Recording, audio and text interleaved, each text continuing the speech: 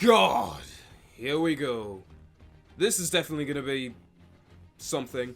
After over 5 goddamn hours of talking about how the new series of Doctor Who has been a complete and utter failure for many, many reasons, such as the terrible characterization for the main leads, just being completely surface level and superficial best friends with absolutely no interesting conflict or moments to speak of, or the downright misguided and poorly thought out approach to fantasy that the show has very poorly leaned into, by basically just using the fantasy aspect as an excuse to not explain things, leaving even the somewhat good episode of this series filled to the brim with actual nonsense, and still showing off the worst aspects of New Who's series arc storytelling, which is not only extremely old on its own, since we've been doing this rubbish for almost 20 years now,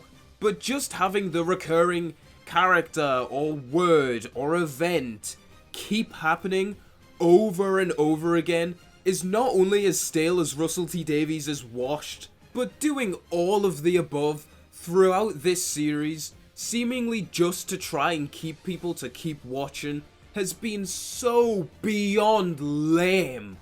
Especially when it's compressed down into 8 episodes, leaving it not even feeling very fleshed out despite how lame it is on its own anyway.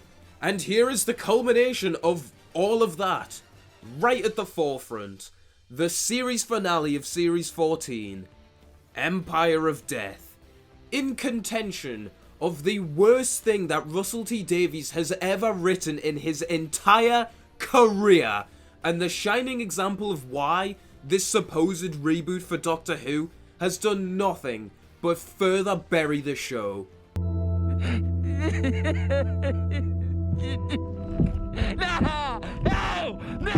No! But, is it any good?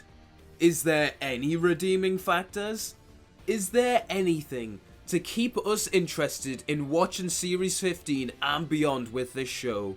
Or should we all just give up before it gets even worse? Well, I'm pretty sure you all know the answer to that anyway, but let's finally finish this disaster. The worst series of Doctor Who I've reviewed since Series 12. Let's finally end it today with Series 14's finale, Empire of Death. So the episode starts with a 10-second recap of The Legend of Ruby Sunday, because if you needed any more proof that that episode is a hollow and worthless experience, the only thing the show itself could get out of it was the last 10 seconds of the story. LOL. So Mel pulls the Doctor out of the way because he was stood mouth agape instead of jumping into action immediately for some reason, and Sutekh starts blowing his dust of death onto everyone in the world. Can we have Avengers Infinity War? No! We have Avengers Infinity War at home. So Unit unload all of their weaponry onto Sutekh, including little Morris Gibbons with his machine gun built into his Segway. The Doctor's trusty sonic screwdriver has been redesigned to resemble a remote control or a flip phone because Davies was worried that the old Sonic looked too much like a gun, potentially encouraging kids to pretend to shoot at one another. All weapons! As if this doesn't make the already unnecessary change to the most ugly designed sonic screwdriver of all time all the more pointless, and also further prove that Russell is making all of these random changes for purely performative reasons, to try and look better. Even though no one with an IQ above room temperature has ever complained about this before, you utterly inane, ill-advised tosser. And why on earth has Kate not tried to get these two literal, actual children out of the building yet? Is she stupid? Some more great acting from Yasmin Finney here as well, completely stone cold and blank as she 1,000-yard stares at this iPad shooting at the literal god of death! Acting. So we get further reinforcement that Ruby's mum can't be seen, and everyone at Unit dies. And it was this exact moment, not even 3 minutes into the episode, that me and my mate looked over at each other in the cinema and we knew that it was so over. It was so incredibly over that we basically spent the next 50 minutes just waiting to see how truly bad it would get. Because as we're both lifelong Doctor Who fans, we know how this show operates by now. And even if you don't, and this is the first series of Doctor Who that you've ever seen, you know that the story isn't going to kill off characters of such huge significance almost as if it doesn't matter. As if the daughter of the most famous and well-beloved companion of all time is just going to die without even being the main focus of the shot or even getting a final line in. She hasn't even said or done anything in this part of the story yet. As fucking if Rose Noble would die in such an insignificant way. And the way that she just died like this was just the biggest possible giveaway that everyone in the story would survive. Even though it's extremely obvious from the get-go anyway, because obviously you wouldn't build up all of these characters, or at least attempt to build up all of these characters, if you were just going to kill them all off anyway, at the end of the first series. What the hell are you doing, Russell? Who do you think you're fooling here?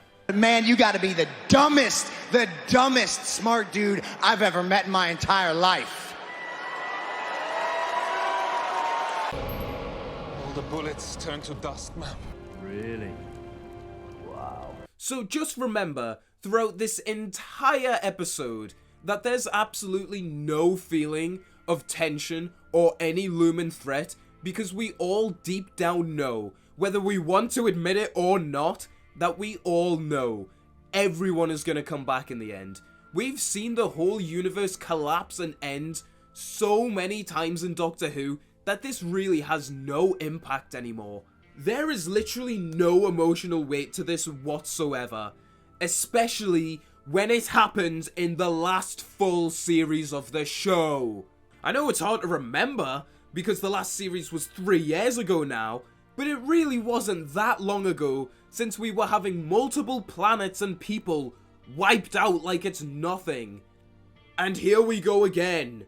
So Kate gets an admittedly nice last line as we watch the Doctor and Mel somehow outrun the dust of death on a goddamn moped. Because this totally makes the threat feel urgent and warranted. If you need a reference of how slow these bikes are, then it's the ones we all used to take the piss on GTA. Infinity and beyond! So the Ice Cream Woman and the Strange Mystery Box Woman #3 this series alone die, and it's really hard to struggle to even attempt to find a care in the world.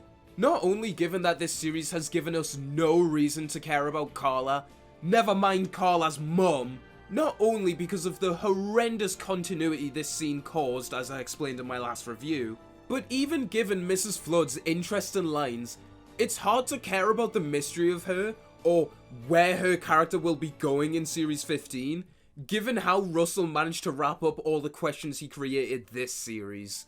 And that being, given the questions that he does actually bother to answer, the most unsatisfactory ending ever. Even then, if either of them did die here, which we obviously know they won't, then why am I supposed to care? So Carla also dies and the Doctor and Mel arrive at the time window with Ruby. The Doctor then sends the soldier out because... I guess he didn't want to save her as well. So he instead sent her to her death. What?! Huh? As if we needed any further proof that the 15th Doctor is regularly written out of character for the Doctor, on top of being written out of character for his own characterization of the Doctor, which is also built on being out of character for the Doctor, as if we needed any more proof than him literally sending this poor lass to her death for actually no reason whatsoever. Seriously, he sent her to a supposed Bunker 17, but what's that actually going to do? Clearly, nothing! Since everything in the universe is wiped out, all life except these two twonks and this stupid dog are dead. It's gone. It's Jova. Why did he just send her out to her death instead of just taking her with them? Is he stupid? Also, what is wrong with you, you ultra moron? Add another one onto the 15th Doctor's unnecessary kill count. We aren't even 5 minutes into this story yet, and not only is there no threat, no tension, because we all know it'll get undone, because we're not stupid, not only has the Doctor acted like a moron for the 100th, 1000th time this series alone, but now he's literally just sent someone to her death for no reason other than Russell clearly didn't want this character to get in the way of the other scenes. It then also begs the question as to why Kate would send a soldier with Ruby, even though the Doctor knows that Ruby would go to the room anyway, and surely Kate would be able to clock on that Ruby would just go to the room anyway. So you literally just wrote her going there to just send her away. You didn't even have to write in that the Doctor unnecessarily gets someone killed again, but you just did. You are so dumb. We're not even 5 minutes in. We're not even 5 minutes in. We're not even. I'm gonna need something to help me get through this. Honest to God, I am struggling already.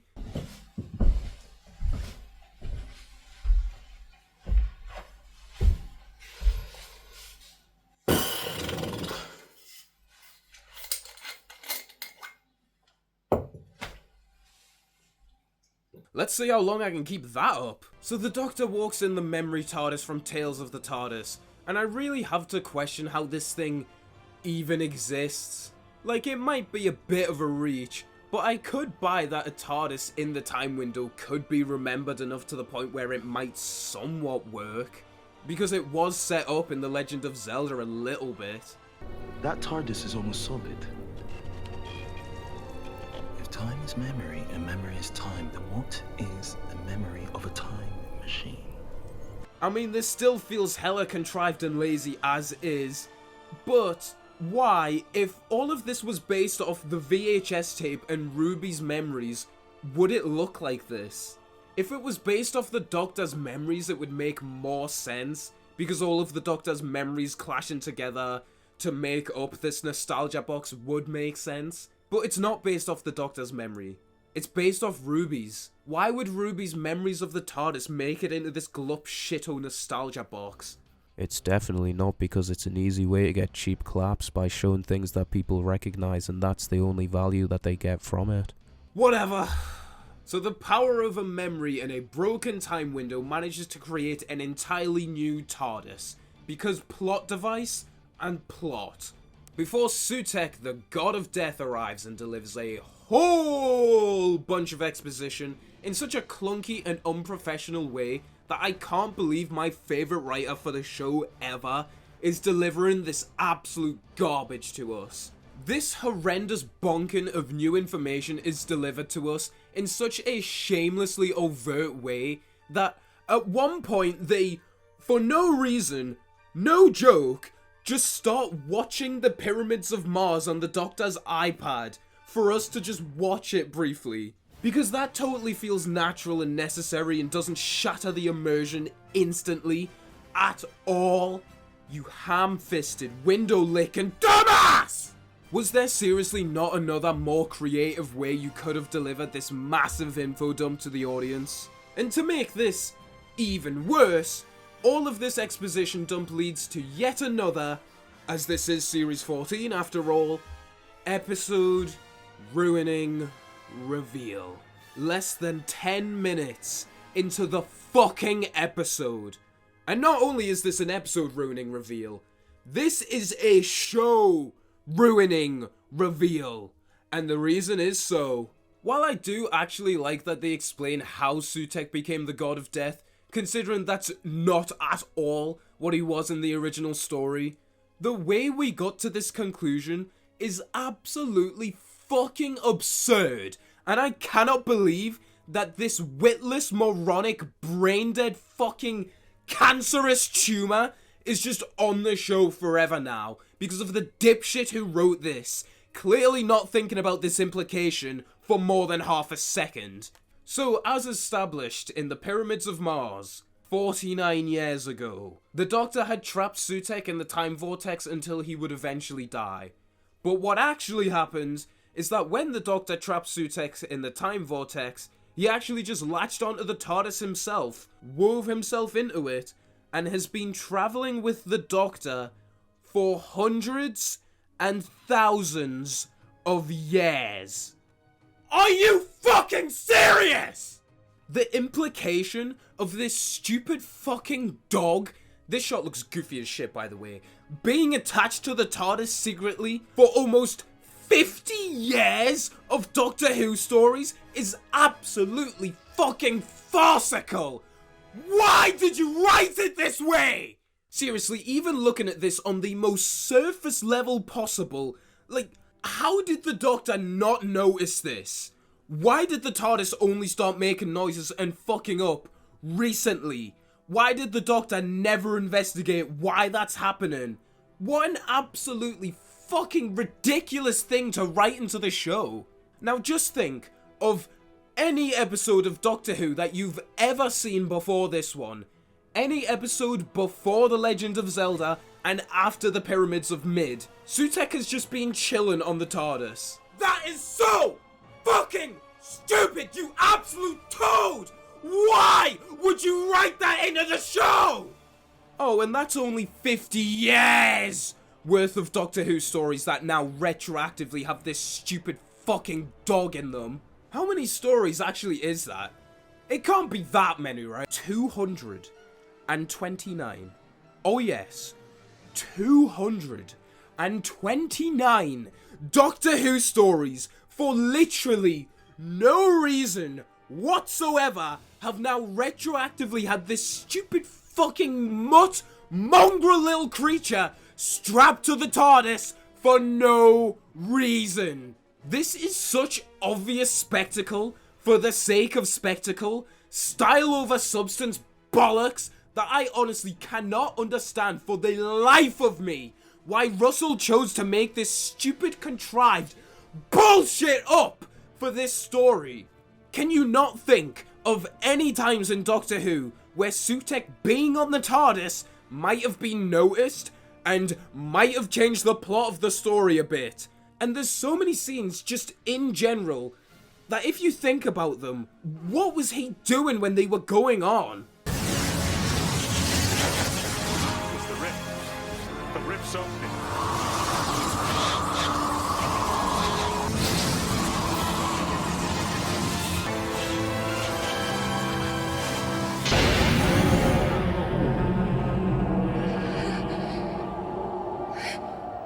Of course, opening the rift means you'll pull the ship apart.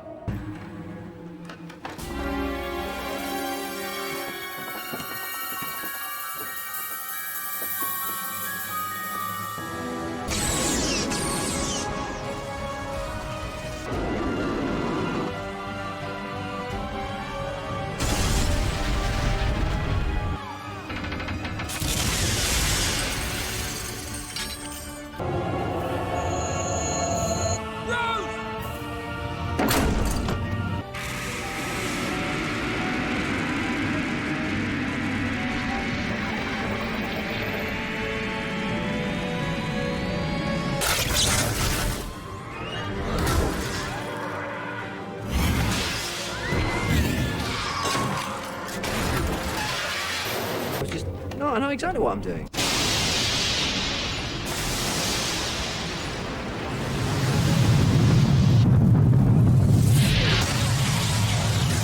Brace yourself! We're gonna climb!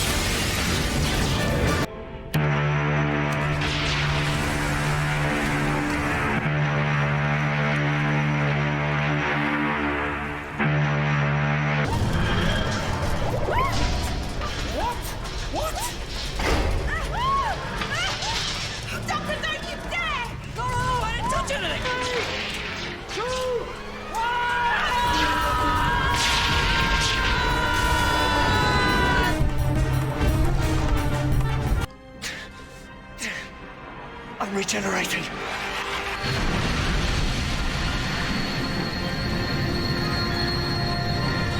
And it will be destroyed.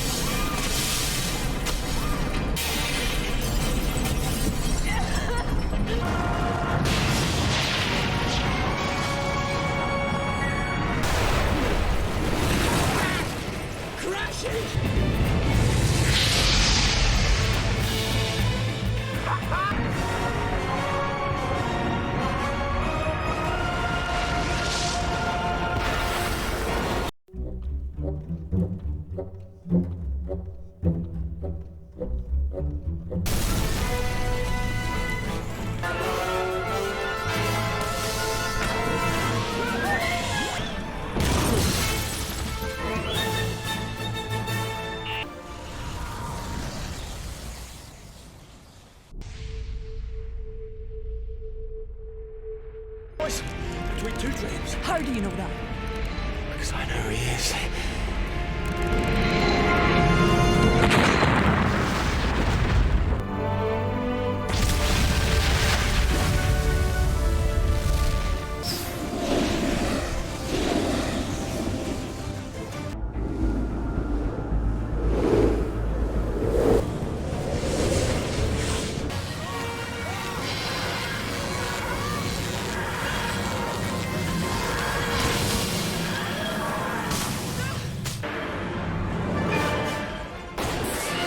You shot it!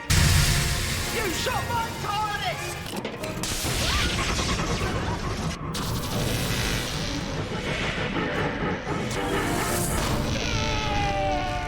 Hang on!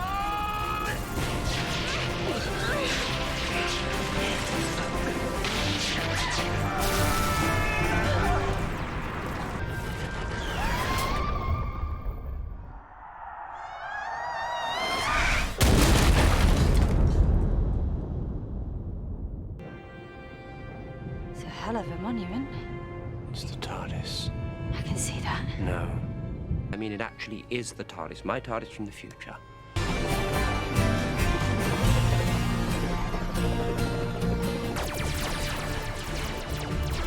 Calling the War Council of Gallifrey. This is the Doctor. You might say I've been doing this all my lives. All 13!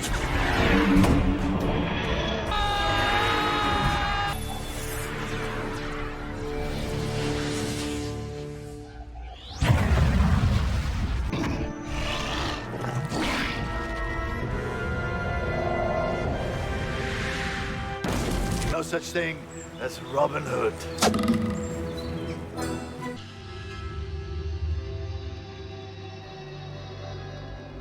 120 miles from where we should be. Impressive. No, not impressive. Annoying. No, this is impressive. This is annoying.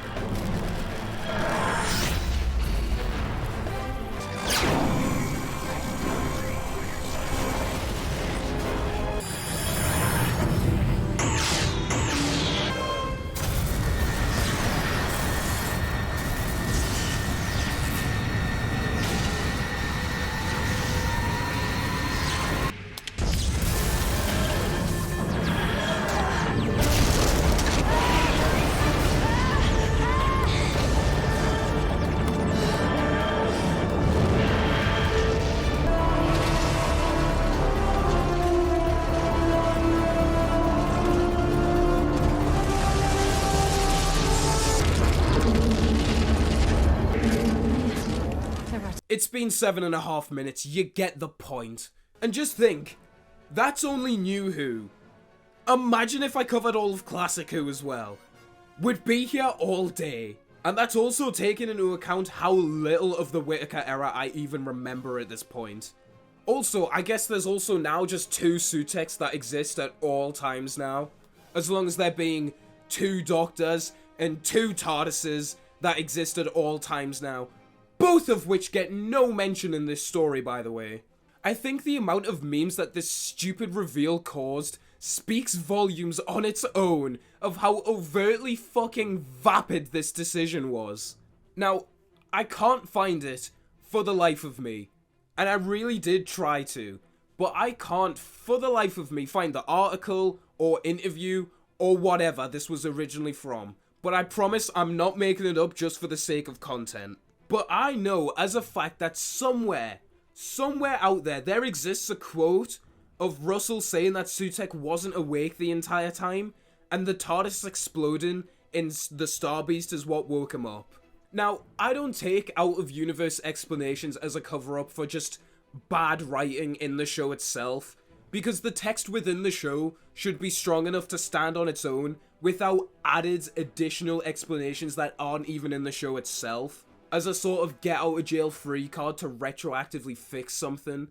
But even if that were the case and this was made explicitly clear, this would still be so stupid because of the amount of times that the TARDIS has exploded before. Arguably much worse than it did in the Star Beast as well. Why didn't any of those explosions wake up Sutekh? Oh, because this nonsense story beat hadn't came into fruition yet. That's why.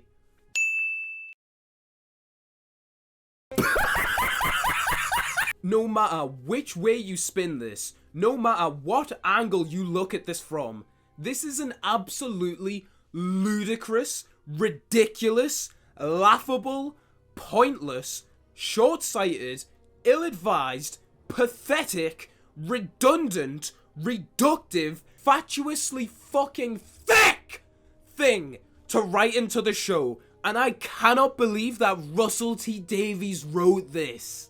Like I hinted towards in the Devil is a Liar review, you so easily could have just wrote in that Sutekh latched onto the TARDIS in Wild Blue Yonder, not only because you wouldn't take such a massive shit on such a huge portion of the show, creating such a huge plot hole for no reason, but also it would make perfect sense for it to have happened there as well. It's the first episode which we hear the TARDIS grumbling. It had exploded, went off course and took them to the edge of the universe, where light itself hadn't even travelled so far. And considering that Sutekh was fast-forwarded to his death in the original story, would anyone really even question him being stuck in the dark at the edge of the universe? The edge of time itself? I beg do not take that out of context. Would anyone really question him being stuck in the dark here? And finally hearing the TARDIS again, he latches himself onto it, and then starts putting the Susan Twist cameos everywhere. Also consider that Wild Blue Yonder is the first story which shows off the Susan Twist cameo. Oh my god, that's another thing I haven't even factored into this rant yet. So on top of the reveal that Sutekh has been up the Doctor's ass before, everywhere that he's been, he's put in a Susan Twist cameo. Because they're just agents of death all over the universe now. Another thing which we never seen before, despite this apparently happening for 50 fucking years, you idiot! You are the reason that shampoo bottles have instructions on.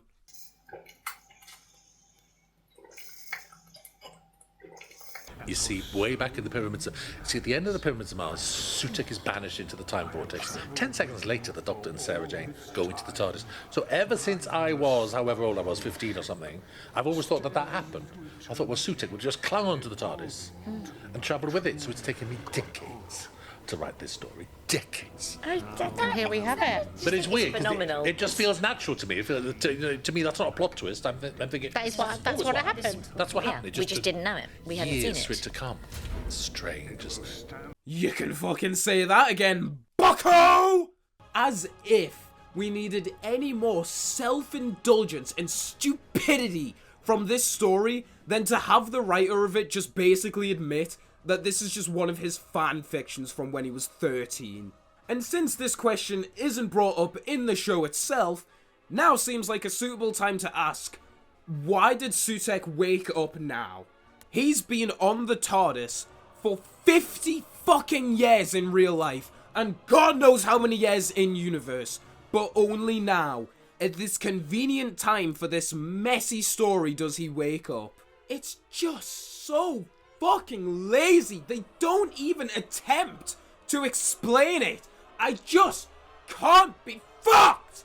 And for the era that is supposedly trying to branch out to reach new viewers, or even just appeal to old viewers, it would be way more logically sound and less damaging to the stakes and the show as a whole if you just had him attach in Wild Blue Yonder. You could very easily show Sutekh traveling for all of that time only to be left at the end of the universe, clinging on to life only to latch onto the Tardis and become the god of death. This explanation was right in front of you. It's almost as if he tried to make this as stupid as possible on purpose. Like, this explanation would be so easy and so instantly believable to latch onto that it seems like he just made this as stupid, as fucking stupid and shit as possible. It's almost as if Russell knew that the gap between these stories was way too long for it to have any narrative connection, and that's why he literally had the Doctor watching Pyramids of Mars on an iPad. Because even anyone who has, and has had, a similar idea on how he could have survived wouldn't have thought of this immediately because the story is so old. Was it fucking cool? Absolutely was fucking cool. Was it worth it? I'm not so sure. And seriously, Russell. Fucking seriously! Russell, that's the best you could come up with for the Susan Twist cameos? The most unsubtle bonking of a face repeatedly appearing ever, acknowledged even by the show itself for half of this series, and the reveal is just this? Surely this can't have been very well thought out, or it would have at least been a bit more subtle, right? What it was, when I first spoke to you, we hadn't written all of them, so I didn't know what you were going to do in every episode, and I didn't exactly know what the ending was. I said... So are you honestly trying to tell me, from the man himself, the one in charge, in an officially aired behind-the-scenes show, that Russell just admitted that he didn't even know what the ending was before he was talking to Susan Twist? Are you fucking serious? Did he literally just do this to get people talking, to generate some sort of fake buzz? Well, clearly, even if I said that knowing he didn't admit it minutes later, that would be the case, since the show itself starts acknowledging this and basically going, ooh, look, it's a mystery box that we'll eventually solve. Keep watching so we can find out what it is. Ooh, fuck you! It's very much kind of internet age storytelling where... And was that deliberate? Yes, you just hope it'll generate content. It's kind of proved to be very popular. Don't get me wrong, Doctor Who has done this many times, very overtly and even worse than this in the past before, but I've never seen the one behind this fake, key-jangling bullshit admit it in such an overt and shameless way. The focus when you're writing a story shouldn't just be to generate buzz in this internet age of storytelling, as if you needed any more proof that this man is an out-of-touch dinosaur and the show should really be in charge of someone younger. The focus should be to tell a good story, and the buzz will come from that story being well written. It's why most of the best episodes of Doctor Who aren't usually ones that have loads of fake bait and try-hard attention-grabbing storytelling. They're just good stories. Dalek, Father's Day, The Empty Child 2-parter, The Cybermen 2-parter, The Satan 2-parter, Gridlock, The John Smith 2-parter, Blink, The Fires of Pompeii, Planet of the Ood, The Library 2-parter, fucking Midnight, and The Waters of Mars. All excellent standalone stories that don't need loads of fake, misleading mysteries to make them more interesting. These stories are so well renowned because they're brilliantly written stories that take the characters on an intriguing adventure and explore loads of different ideas and themes. and do, in subtle and not so subtle ways, all link to the Doctor's overall character arc in this era. And this is only the RTD1 era. Even the Moffat era has prime examples of how well-written stories don't need loads of bullshit cobbled around them to be made more interesting or generate any sort of fake buzz. If anything, the Moffat era is a better example of this, because that era is filled with so many terrible series arcs, so many failed character arcs and themes, that when there's actually a good story in this era, it sticks out like a sore thumb so much more and is so much more praiseworthy compared to the rest of the era, because it managed to work around all of the bullshit that brings down that era as a whole and still deliver us a great story. Amy's Choice, Vincent and the Doctor's Wife, The Girl Who Waited, The God Complex, A Town Called Mercy, Listen, Mummy on the Orient Express, Flatline, The Flood two-parter, Heaven Sent! Heaven Sent's probably the perfect example because all of the bad things in Heaven Sent directly link to the awful Series 9 series arc and link to the worst finale of all time that I will acknowledge. And even Series 10 has the absolute cookers that are Oxygen and Extremis. My point being that I think the showrunner admitting to writing sloppily this way just to generate buzz and attention is a really worrying look into what Russell's priorities are at the moment, and definitely not a good sign of what we've got to come in the future. May I also remind you now that we aren't even 10 minutes into this episode yet. Good God, I am so cooked.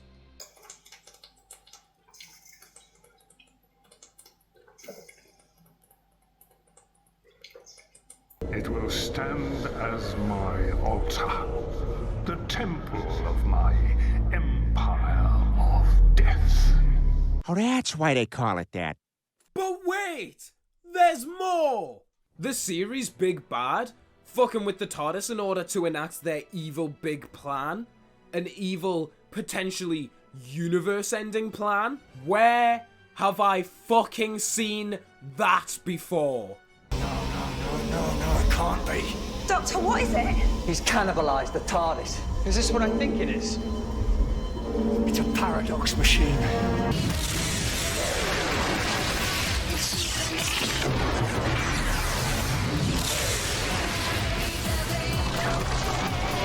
As if we needed any more shameless ripping off this series alone. It wasn't enough for Church to rip all of the story beats from Rose. It wasn't enough for Space Little Shits to rip all the story beats and scenes from The End of the World. It wasn't enough for 73 Yards to have most of its structure, but without the intelligence, ripped from Turn Left. It wasn't enough for this shithole to just rip an entire character from Series 1 and give us the Doctor Who story of all time. No, none of that lazy copying, bordering on plagiarism was enough, so we clearly needed to rip off yet another fucking story beat from Series 3, as if we haven't had enough already, you plodding, farcical, cartoonishly desperate dipshit! Series 3 was fucking 17 years ago! Move on! Do something new! Stop rehashing the fucking past!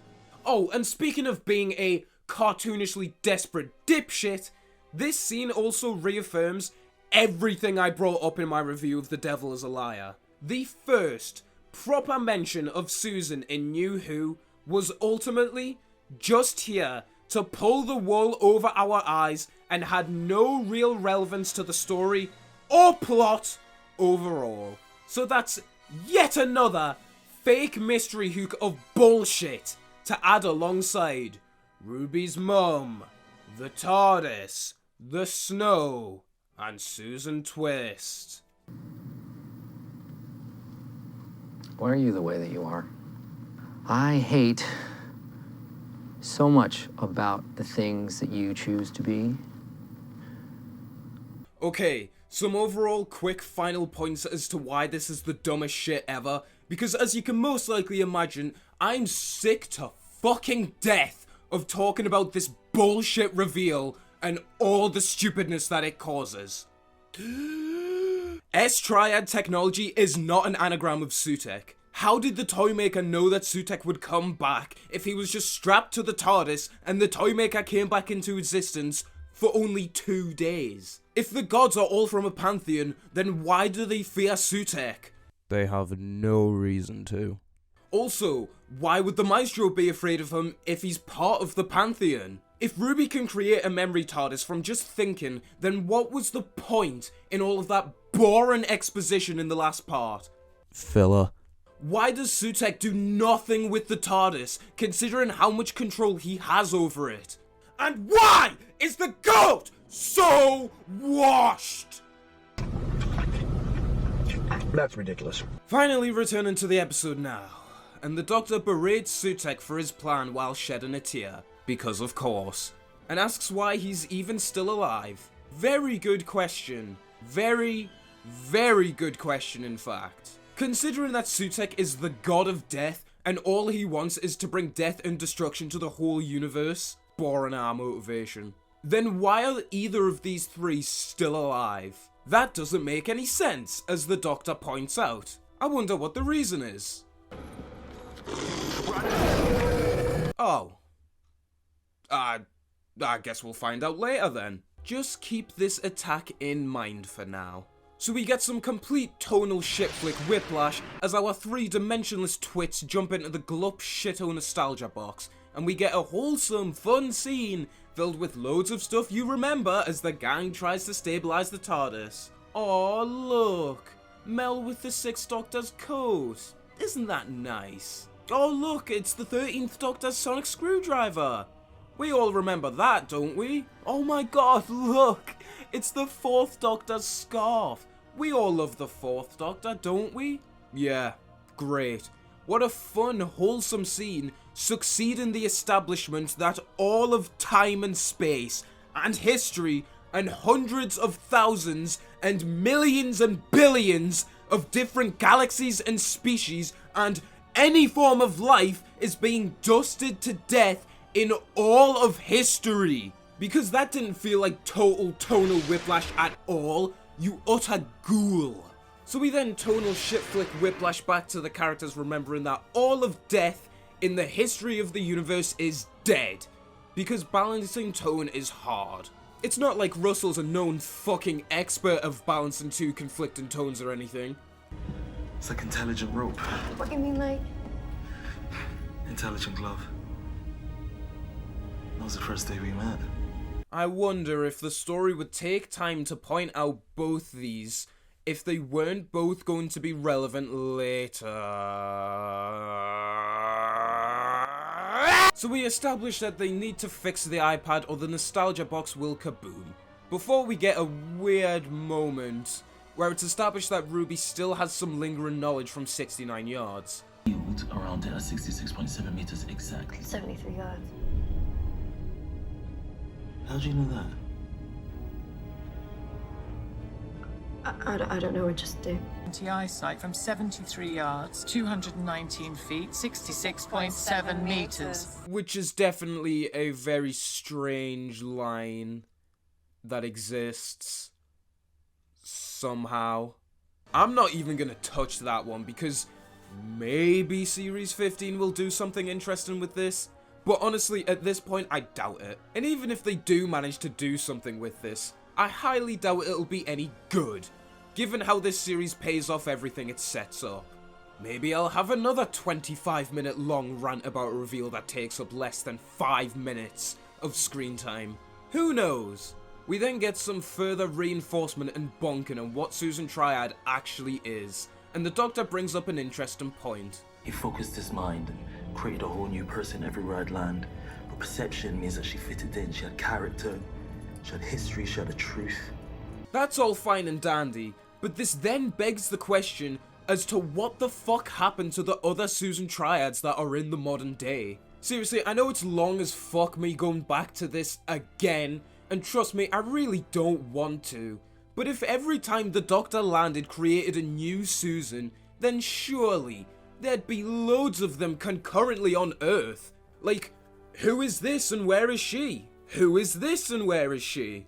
If every one created had character and history and a truth as the Doctor says it, then surely there must be people who know these two specifically, who are in the modern day, who would have seen that either of them look exactly like this apparently extremely famous person. Down there, what is it? Oh, that's Glen Gatwick, if you'll forgive my pronunciation, which they don't. And also, if we want to be super pedantic here, then I can ask where the other 9 Susan Triads are from this series alone, considering that if every time the TARDIS landed, another one would be created 100 times. I think she was reborn every time. And the Doctor lands in modern day present Earth 9 times just in this series. 6 times in Church of Mid, and once in Space Little Shits, on top of once in 69 Yards, and on top of an additional time in The Legend of Zelda. Where the fuck are the other Susans? Also consider all of the times that the Doctor has landed in modern day in New Who. Even at the biggest push possible, these Susans would only be 20 years older, so they are likely still alive. Especially if they're these Agent of Death things, which, because they're so poorly explained, we don't know if they have normal human lifespans, but assuming they do, Susan Twist is what, like 62? 20 years at a push. It'll only be 82. Highly plausible that they're still alive. So there should realistically be fucking hundreds of them in the modern day. And there should be hundreds of people who know who they are, but... fucking... Where are they? I don't know! So the Doctor yaps on about the universe being dead, and there's absolutely no emotional resonance to be found in this scene, because we all know it'll get undone eventually because we're not fucking stupid. And the way we got to this conclusion is so cataclysmically, unthinkably dense, that I can't believe this daft piece of scumfuck is honestly trying to get any emotion out of us. It also doesn't help that neither Mel or Ruby react to everyone and everything that they know and love being wiped from the face of the earth, including Ruby's real and biological mum, who her entire character revolves around and is seemingly her only interest besides... actually no, that is really her only interest. I can't think of any more that are actually consistent, kept up character beats through the series, and aren't just used for plot, and once they're used for plot, they are forgotten. The Doctor Who companions of all time. But hey, after all this time, the Doctor has finally managed to wipe out all the Daleks. Maybe that could lead to some interesting confliction in the drama, since bringing the Daleks back would obviously be such a terrible thing to happen, but at the cost of also not bringing back any life in the universe.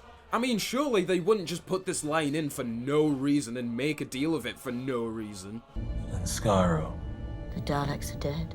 Can't wait to get more on that. So the Doctor says that every sun in the universe is dead, despite the fact that everywhere they go is being lit by the sun, because production is hard, while the Doctor gets racked up with guilt for inadvertently wiping out the universe. This moment in isolation with all of the context removed, I actually do really like, as not only is it perfectly in character for the Doctor to have this reaction, I mean, I could see almost any of them react in this way, to be honest, but Ncuti's performance here is fucking excellent, really selling us on all of what the Doctor's going through, and how well and truly fucked the characters are because of this. The idea of the Doctor's silly little adventures catching up with him, leading every single one to have wiped out billions upon billions of life forms in the universe, knowing that all the Doctor has helped and lost and suffered to save the universe was meaningless and all in vain because everyone just died anyway, and Ncuti fucking kills it. However, because we simply cannot have nice things anymore, this moment is completely unearned and has absolutely no emotional impact. Not only because of the muddled and absurd way that we actually got to this scene, but because we've seen this Doctor cry so many times that seeing him break down and cry again just brings out nothing but disappointment. Because seriously, imagine how much more impactful this breakdown would be if we hadn't seen this Doctor cry over stuff as simple as being scared, someone who he doesn't really know dying, who he can very easily save, and saving a snot monster. And also because one of the biggest flaws with this series, which I'm very surprised I've managed to go this long and push back talking about it for this long, and that being the overarching character moments and the characters just never grow or learn. Because every episode this series, besides Boom and Dot and Bubble, have the Doctor and Ruby just revert to their normal, happy, chipper, boring, characteristic selves at the start of every new story. We know that this moment will have no long-term impact on the 15th Doctor. We won't get a scene as good as this one from Wild Blue Yonder. The flux. It destroyed half the universe because of me. We stand here now, on the edge of creation, a creation which I devastated. So yes, I keep running, of course I do. How am I supposed to look back on that? It wasn't your fault. I know! And I gotta use the goats as an example here, but on a near episode by episode basis, we see 9 and 10 grow and evolve as people, and same goes for the companions they had each series. If you compare the 9th Doctor in Rose to the 9th Doctor in The Parting of the Ways, they're the same person, but they're so different, and we've seen that journey through the series. Look, if I did forget some kid called Mickey... Yeah, he's not a it's kid. because I'm busy trying to save the life of every stupid ape blundering about on top of this planet, all right? All right? Yes, it is. Unless, I don't know, you could come with me. Don't. He's an alien, he's a thing. He's not invited. This is who I am, right here, right now, all right? All that counts is here and now, and this is me. Yeah, and I'm here too, because you brought me here, so just tell me. Everything has its time and everything dies.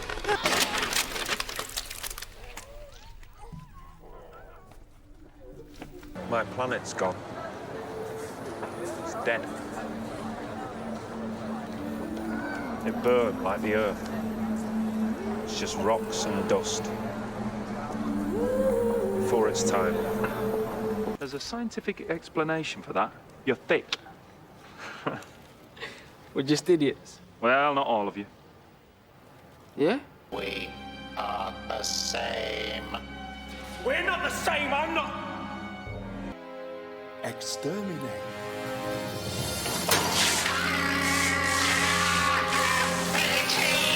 Why should I? You never did. Rose, get out of the way, now! No, because I won't let you do this. I've got to do this. I've got to end it. The Daleks destroyed my home, my people. It's changing. What about you, Doctor? What the hell are you changing into? I couldn't. I wasn't. I did it again. I picked another stupid ape. I should have known. It's not about showing you the universe. It never is. It's about the universe doing something for you. I'm not stupid. You could have fooled me. All right. I'm sorry. I'm sorry.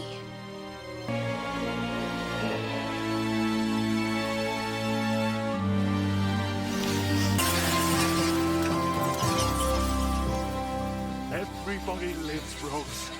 Just this once. Everybody lives! There is every possibility the Delta Wave could be complete, but no possibility of refining it. You would destroy Daleks and humans together. There are colonies out there.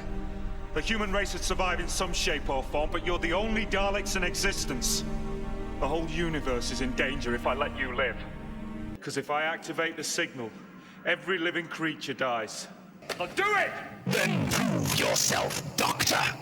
What are you, coward or killer? Coward. Any day. You are the heathen. You will be exterminated. created. Maybe it's time. I can see everything. All that is. All that was. All that ever could be. It's hurtling around the sun at 67,000 miles an hour, and I can feel it. We're falling through space, you and me. Clinging to the skin of this tiny little world. That's what I see. All the time. And doesn't it drive you mad? I think you need a doctor.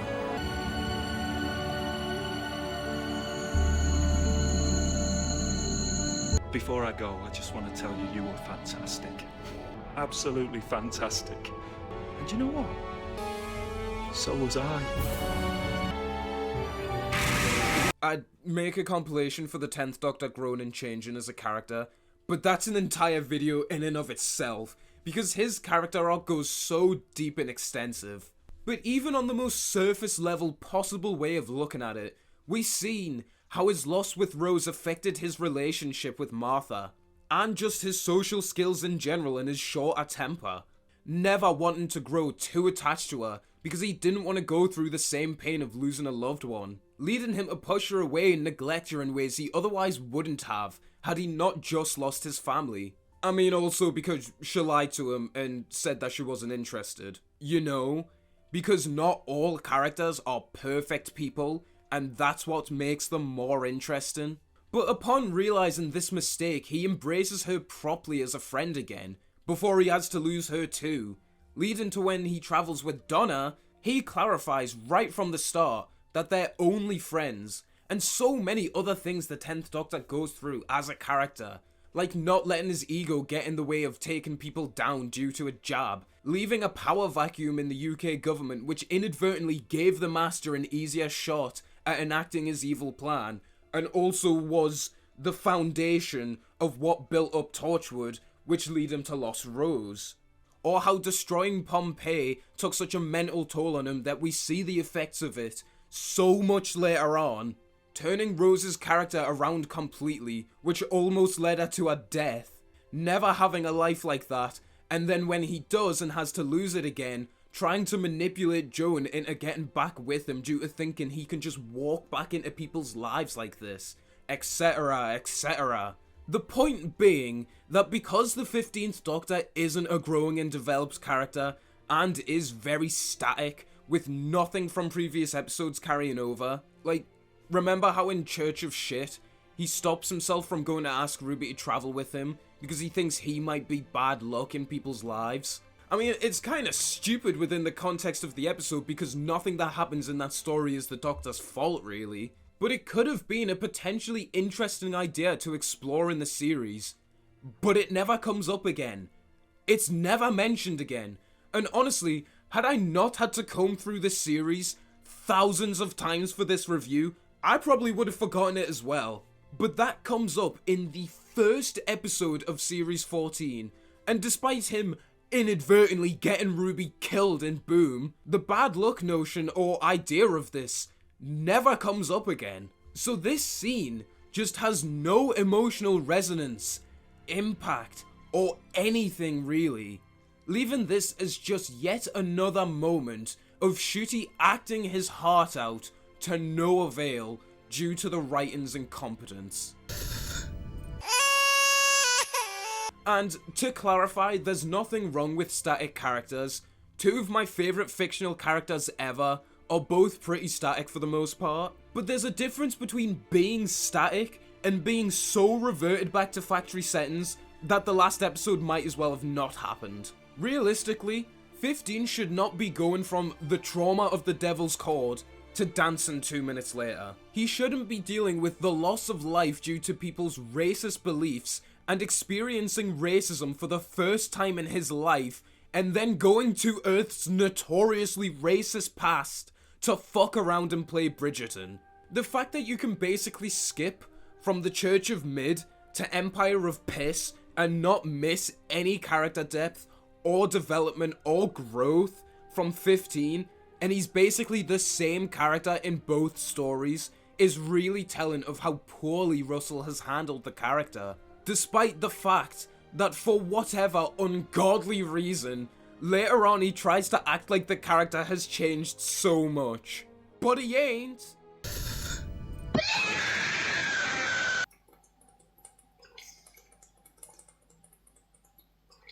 We then cut back to the rat-bat dog just chilling on the Tardis, and I think it's about time we actually talk about Sutekh himself in this story, considering how long I spent ranting about his inclusion being built on nonsense. Sutekh was never a villain I was really a fan of anyway, as he just sort of fell into the category of generic Classic Who villain wearing a bucket. And for those who don't know, Classic Who just ain't it.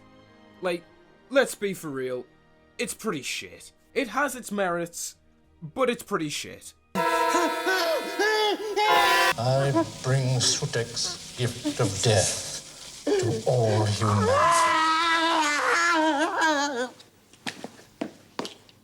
But Sutekh just never did anything for me, as I didn't find anything interesting about him other than his backstory and his design before he took his helmet off. Damn, a Classic Who villain wearing a bucket that wants to destroy the universe? Never seen that before.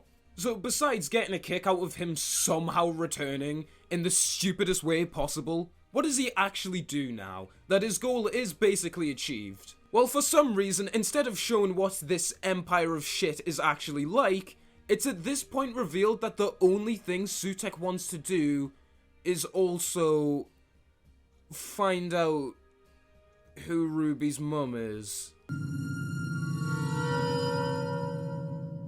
What? Why the fuck? I repeat, why the fuck does the god of death, whose sole existence is to wipe out all forms of life, give a single, remotely tossed up, turned down, move in, move out, incarcerated, overdone, burned, French fried fuck who Ruby's mum is? Are you actually taking the fucking piss right now? You cannot be serious. The only way you could think to resolve this plotline was to reduce an already basic bitch villain into caring about who some random lass's mum is. Why? Even though, if he did find out who she was, he'd just kill her anyway. Ignoring how insanely imbecilic this is for a minute, now seems like an appropriate time to also mention that Sutekh actually does fuck all of note in this story besides possess Mel, which gets undone like 10 minutes later anyway. Seriously, what is even the point in this empire of cum if all he does is sit around? And it's not like this story shows us anything of what he actually does this whole time. We only ever see him in 3 different settings, 2 of which he just sits there, and the other of which is too embarrassing to think of right now. Like, what do his little angels of death actually do? Do they just stand there? What about the other hundreds and thousands of them that still exist out there? What are they doing? We've seen enough of Series 3 get ripped off at this point, but yet again, missing out what makes the Series 3 finale so brilliant is that we get to see all of the death and destruction caused by the Master. We see how the few survivors live and what effect and fear he puts over the world, and it is fantastic world building. But here, we get none of that. No scenes of the Angels of Death hunting people down. We don't see any of the other millions of Susans wiping out planets or anything. We don't see anything of what this allegedly universe-ending threat is, which is part of the reason it feels so small and insignificant, especially when the one who caused it all doesn't fucking do anything! And for some reason isn't killing our protagonist, since he, for some fucking reason, wants to know who Ruby's biological mum is. This is just silly. Also, a point that I forgot to write into the script even though I was meaning to. Again, not the first time I've done that. But if Sutekh just wanted to find out who Ruby's mum is, then why does he fucking swing for the doctor? That's just dumb. We then get a scene that is actually quite nice. Yeah, I know, I was never expecting to get anything good out of this sluthole either. Where the Doctor rocks up on a desolate planet in search of some metal, where he encounters this kind woman. The actor who plays the kind woman, who I will not say her first name because I knew someone in real life with the same name, and for some reason my stupid voice cannot pronounce it as anything other than Sean, does a brilliant job in her brief on-screen time in conveying the bleak, desolate, isolated feel that the universe is supposed to be showing us right now. And they discuss some very interesting concepts that obviously aren't further explored, because fuck you, we can't have too much good now, can we? Like how memory is dying and even the idea of facts are ceasing to exist, which is absolutely fascinating. And it really is nice when she gives over the only thing that she has left to the Doctor before she dies. However, because you should know by now that we can't have nice things. Fuck, I knew it was fucking too good to be true. Fuck. Some issues that arise because of this scene is how she talks about having seen people travel in caravans. How? The dust of death has wiped everyone from existence and travels through family lines. Alright, so how is the Doctor even alive? If Susan is alive, which was a very confident she's dead until this series, because Russell apparently doesn't care about continuity anymore. Also, just saying, I have a little gamer theory that Susan will either appear at Christmas or in Series 15. But that might just be me holding out hope that Russell wouldn't drag this character out of the grave for no reason. But we'll see. Anyway, yeah, the point being that if Susan is alive, then why hasn't the Doctor been wiped from existence yet? Also consider that the 14th Doctor will be on Earth and will be dead. Also consider the hundreds and thousands of times that the Doctor has landed and likely is still there in concurrent timey-wimey bullshit and has been wiped out in the past by Susans. So that's just another huge plot hole, is that the Doctor should just be dead. Also, I don't want to jump ahead here, as I imagine that this in and of itself will become a segment on its own, but Ruby's biological mum is just a normal person who would have been on Earth, so she would have been dead for apparent weeks as well. Why is Ruby just fine? Mel's the only one who would make sense to be alright, but she seems to be slowly losing it even before Sutekh gets a hold of her. Wait, hang on. Wait, so the Doctor's been spending weeks looking for metal? It's been a very, very long time. How the fuck can this damn spoon be the only thing that he's been able to find in that time? Sure, they at least attempt to cover this up by saying that they couldn't use anything from the nostalgia box because it's not real. But look at 15 in almost any scene and in any story. I'm sure you might have noticed that he's dripped the fuck out. Bro has more rings than I do, and I'm an expert at 15th Doctor drip. He also has a very nice necklace that I'm sure could have been used, and a huge belt buckle, and what do jackets have on them? So this scene is one that is ultimately just a waste of time and really dumb. It is also just kind of funny how overly dramatic they play up this whole scene, just for it to be a fucking spoon that saves the day, and he only uses it to get the iPad to work again, so it all just feels very silly, and yet another squandered chance at us having nice things, because fuck you.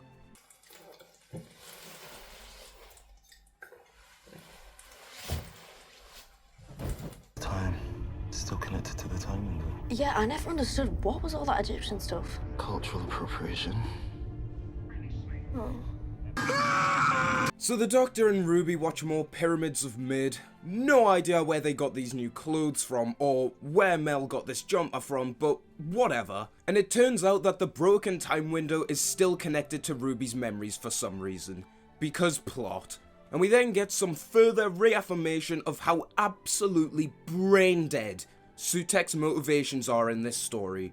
As if we somehow needed them to be any more overtly fucking absurd. So it turns out that Sutekh woke up outside the church in 2004 because the one thing he saw outside of his comprehension was Ruby's mum. I finally figured out what this statement is!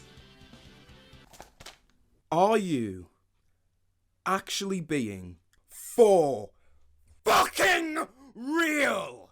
So, after exploring literally all of time and all of space, everything that ever was or ever will be, the one thing that Sutekh couldn't understand, couldn't wrap his head around, was who some random lass's mum is.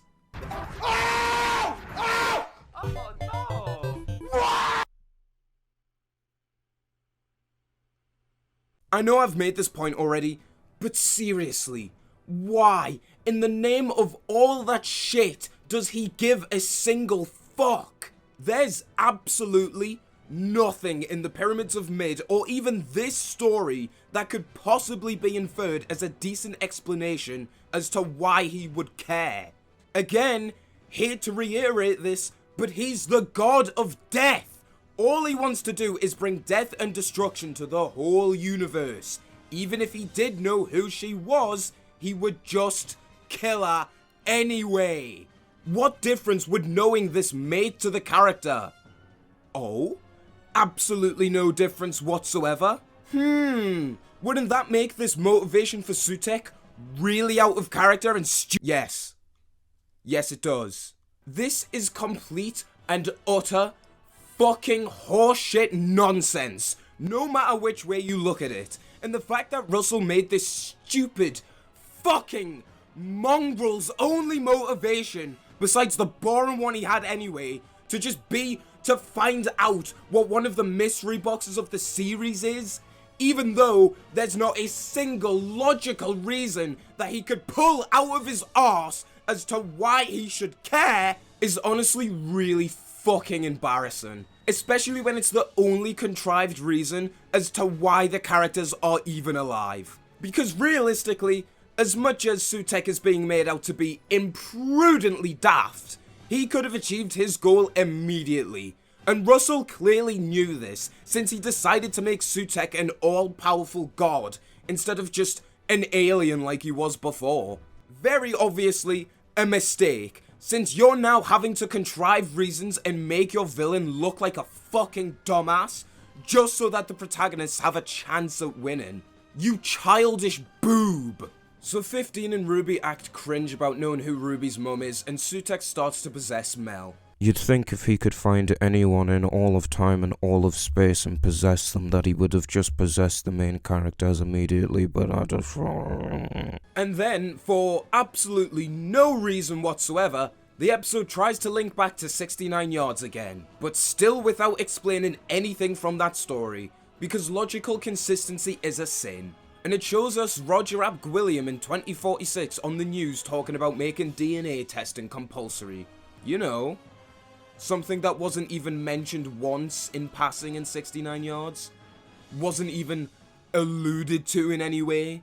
In case you somehow needed to make this feel even more contrived. Like seriously, even if he only mentioned it briefly in 69 Yards, this wouldn't feel like such an absolute piss-take cop-out.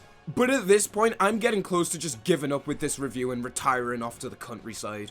Because in case we had any suspicions that this entire story was pointless, and nothing that happened in it actually mattered, including Ruby living through the events of the Curse of Clyde Langer, we get proven wrong here. Because it was actually important so that the Doctor at this very convenient time for the plot can remember that DNA testing became compulsory, so they can go and get a DNA sample of Ruby's mum. Strange how this bit of information managed to escape the Doctor at the beginning of 69 Yards, since he decided to bring up Gwilliam for absolutely no real relevant reason, other than making another fake mystery in that story, already filled with fake mysteries.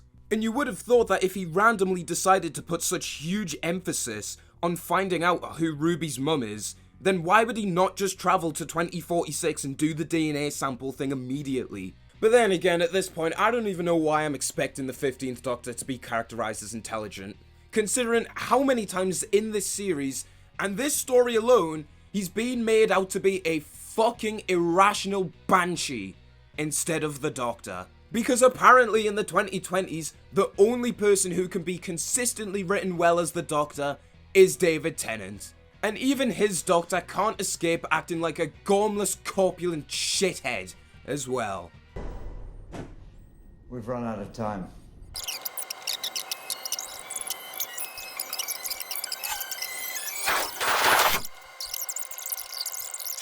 We've run out of time. I miss Doctor Who.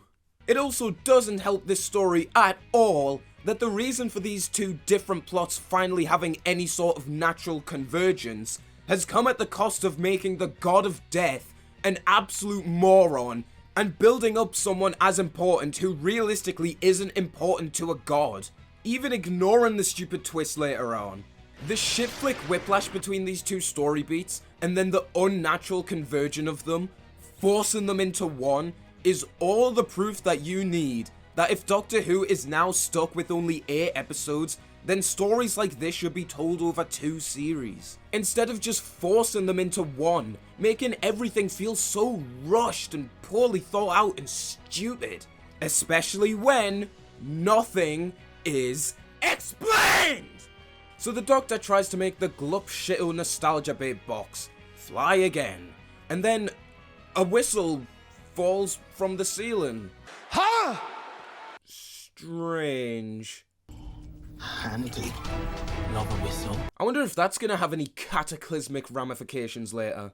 Because the Doctor did quite significantly look up at the ceiling there, so this whistle is clearly gonna have some sort of relevance later. Well, personally, I hope it's well explained, and not just another contrivance on top of the Mount Everest tons that we have already.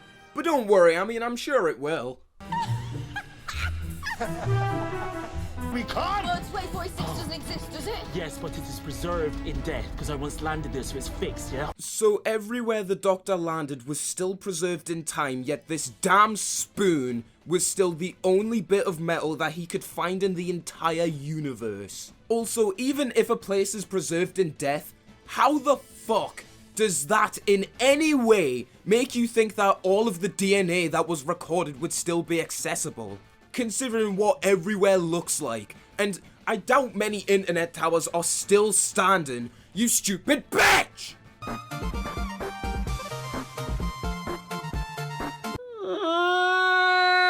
So the trio of unbuttered bread and water land in 2046, lit by the sun by the way. Every son is dead. Lol. As they leave the glup shitto box before we get more dumbass plot holes because this episode fucking pongs. And I'm surprised you aren't expecting one every 30 seconds at this rate, because apparently Russell doesn't respect the fact that I also have to fucking go to bed! The plot holes do come later, but with what we're given in the show itself, what actually happens to the nostalgia box? We never see it again in this story after this point, and it's never mentioned. So like, when everything gets undone, is there now just another, even if shoddy, Tardis just out there in existence? That's 3 now, by the way. We never get a conversation on what might have happened to it, or where it just is after the fact. We don't know if it ceases to exist after the broken time window turns off. We just don't know anything. So we just never see it again, and it's left up to us to infer what happened to it.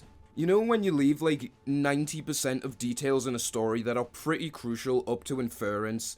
That's not just like leaving stuff up to interpretation, that's just being lazy as fuck. Well, it turns out there was actually something that was supposed to happen to the Box of Shame, and it was cut out of the story. Obviously, we had to cut this down. This episode's too long, because originally here, the Doctor gives TARDIS a kiss goodbye, and then the remembered TARDIS disappeared. You remember, Yes, it collapsed, it that's faded right. away, and we had to cut it because we'd had too many effects, and the whole episode was too long. This creates a hilariously bad plot hole later that even Russell himself acknowledges. So it really does then beg the question as to why cut this out in the first place over keeping in some scenes in the story that are just completely unnecessary. Like the whole scene with that damn spoon was so fucking daft and deficient and failed at delivering the feeling it was supposed to because it was over a fucking spoon. And also the fact that the Doctor already had loads of metal that could have been used anyway. Why not just cut all of that bollocks out the episode to avoid creating plot holes in the script? This episode does not function on almost any level. This is genuinely reaching the top 5 worst stories I've ever reviewed from this show.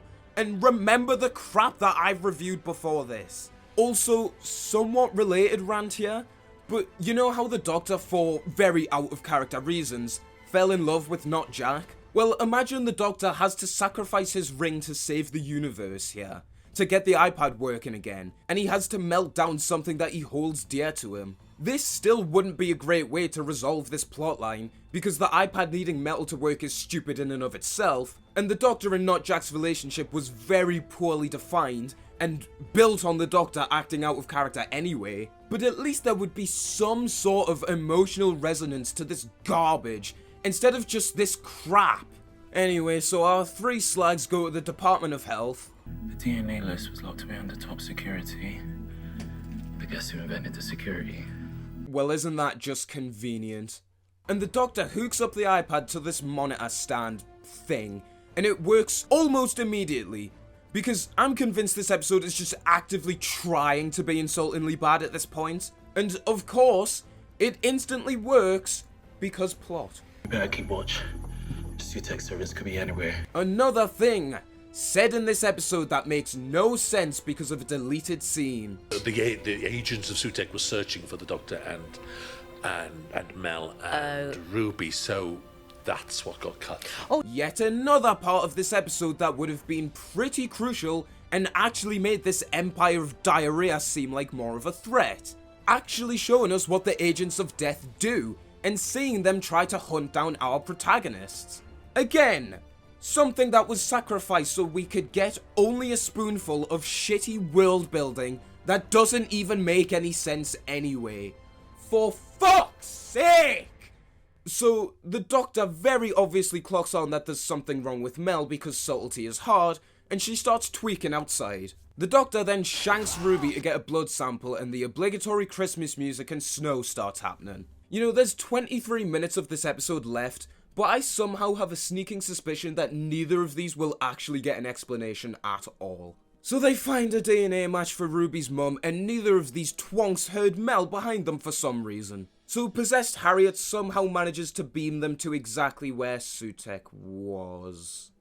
What the fuck?!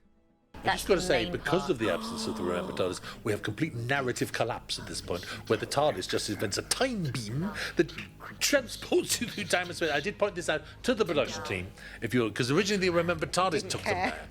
And I remember now, and I did point out to my lovely producer saying, we've just invented something we'll never use ever again. Where we might. I'd rather not. The fact the TARDIS just whooshed you through time and space without a TARDIS. It pains me. But I blame everyone else. I am at a loss for fucking words right now. The story just pulled this absolute nonsense bullshit out of its fucking disheveled, decrepit old arsehole. Something that has no reason to exist and likely never will exist again. And here is the writer of said story admitting to his own narrative collapsing because of this utter hog's trollop. A plot device that has never been used before and will never be used again, being used to get the characters out of shit when the writers pushed himself into the corner. Guys, the signs were here from the start, and we just didn't notice. Sorry, say that again? We demand to search the house. This has been declared a military zone. Not today, thanks. I think we need to run.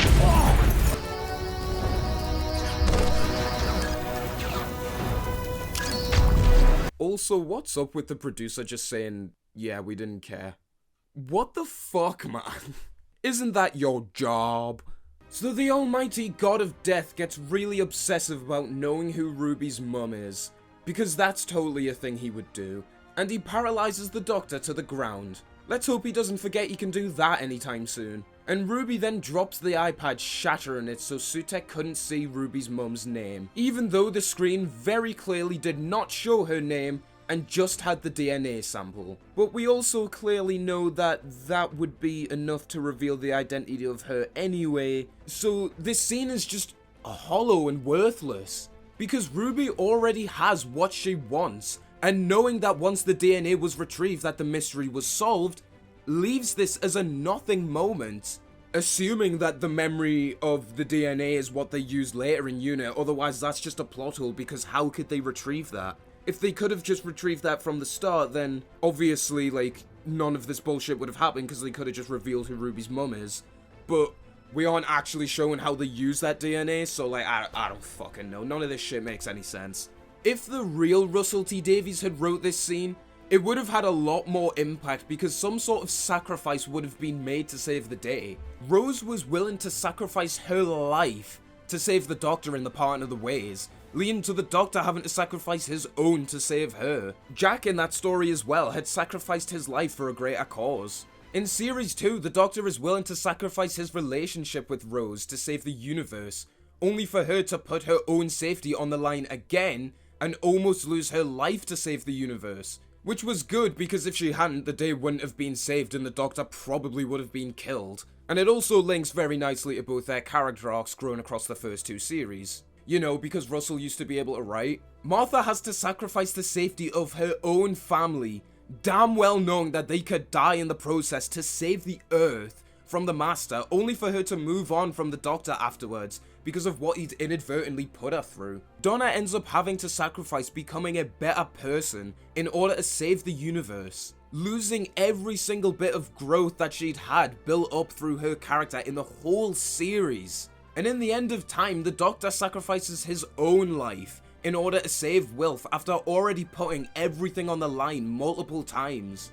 But here, with the way this has been written and with the details being so shoddy and clearly just not explained, it's honestly quite funny how this scene plays this off as a heroic sacrifice for Ruby when nothing is lost and nothing is gained. Because this series has yet to actually give us a reason to care about Ruby's mum, besides just being a mystery box, and we don't even know why Ruby wants to find her, besides the fact that she just does. This is just a nothing moment. No sacrifice is being made here, so this is just stupid. Also, why the fuck does Sutekh not just grab the iPad off her? Is he dumb? Why does he not just use his fucking paralysis shit to control her and force her to give him the iPad? Is he dumb? Speaking of dumb, we then get a moment of so much stupidity that it's honestly hard to even break down accurately all the reasons that this is so fucking brain dead. So Ruby drops the iPad, then throws the unbreakable rope around Sutekh's neck. He does absolutely nothing to stop her from doing this. The Doctor then acts as if he's clever for realizing that the very conspicuous Mel was possessed. Sutekh does absolutely nothing while the Doctor is saying this. The Doctor then blows the magic whistle that fell from the ceiling to reawake the Tardis. Sutekh does absolutely nothing while he does this. The Doctor then continues to blow the whistle until the Tardis opens up a random compartment that was never established before this and will probably never be used after this, to reveal this massive laser that just so happens to be in the perfect position that shoots the Tardis off Sutekh, wiping out all of the Angels of Death, only for the Doctor and Ruby to use the Super Mario gloves to attach the magic rope to the TARDIS console and then go into the time vortex and drag Sutekh with them. And during all of that, Sutekh does absolutely nothing to stop this from happening. If only he had some sort of ability that's established to paralyze people on the spot. Seriously, as if we needed any more of this fucking dog being an absolute ignorant, dense piece of shit than him just sitting there, helplessly, while the Doctor undoubtedly is getting ready to send him to his death. That entire scene, he could have just used his established powers to freeze them, but even if he didn't do that, for some reason, why does he only send the Angels of Piss to try and stop them? Literally, just backhand Ruby out of the way, or use the dust of death, you fucking donut! Also, what the fuck was that whistle? Was that seriously the solution to all of our problems? Where did it even come from? How did it open up that compartment? Why was it not established in any way whatsoever? Seriously, what the fuck? So here in the script, we shot this earlier on when the Doctor gets the whistle in the Remember Tardis. He looks up quite significantly, doesn't he? Yes. He looks up.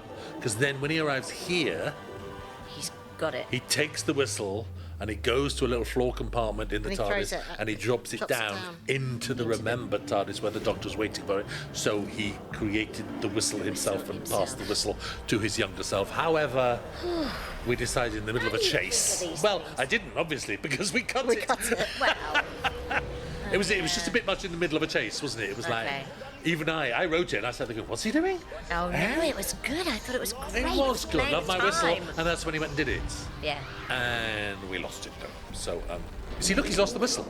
Oh. See, it's gone. That's where he went and dropped it to his previous self and blah, blah, blah.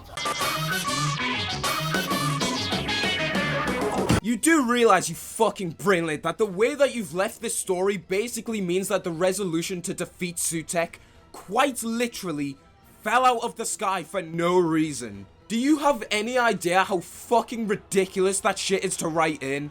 And the thing is, had the scene with the whistle been included, this would still be awful, don't get me wrong, because the TARDIS has never had this laser before, and it was completely invented for this bullshit narrative. But at least it wouldn't be as egregious if you at least explained where the whistle came from, because as is, the solution to all of the characters' problems literally falls from the sky onto their lap and then just disappears, which may actually be in contention for the worst resolution to a story that I have ever seen in my entire fucking life!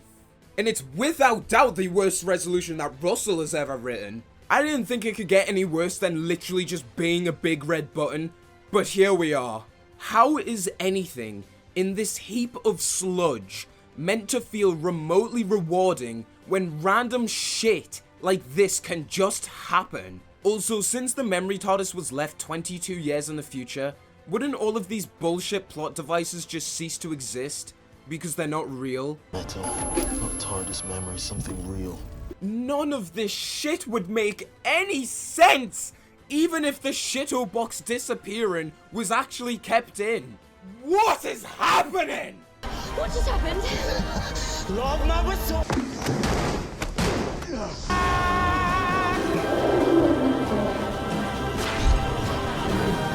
And believe it or not, yet again, this bullshit, this absolute hog's trollop, mate, this absolutely disgusting, decrepit, wheezing, pathetic little rat of a story somehow gets even worse.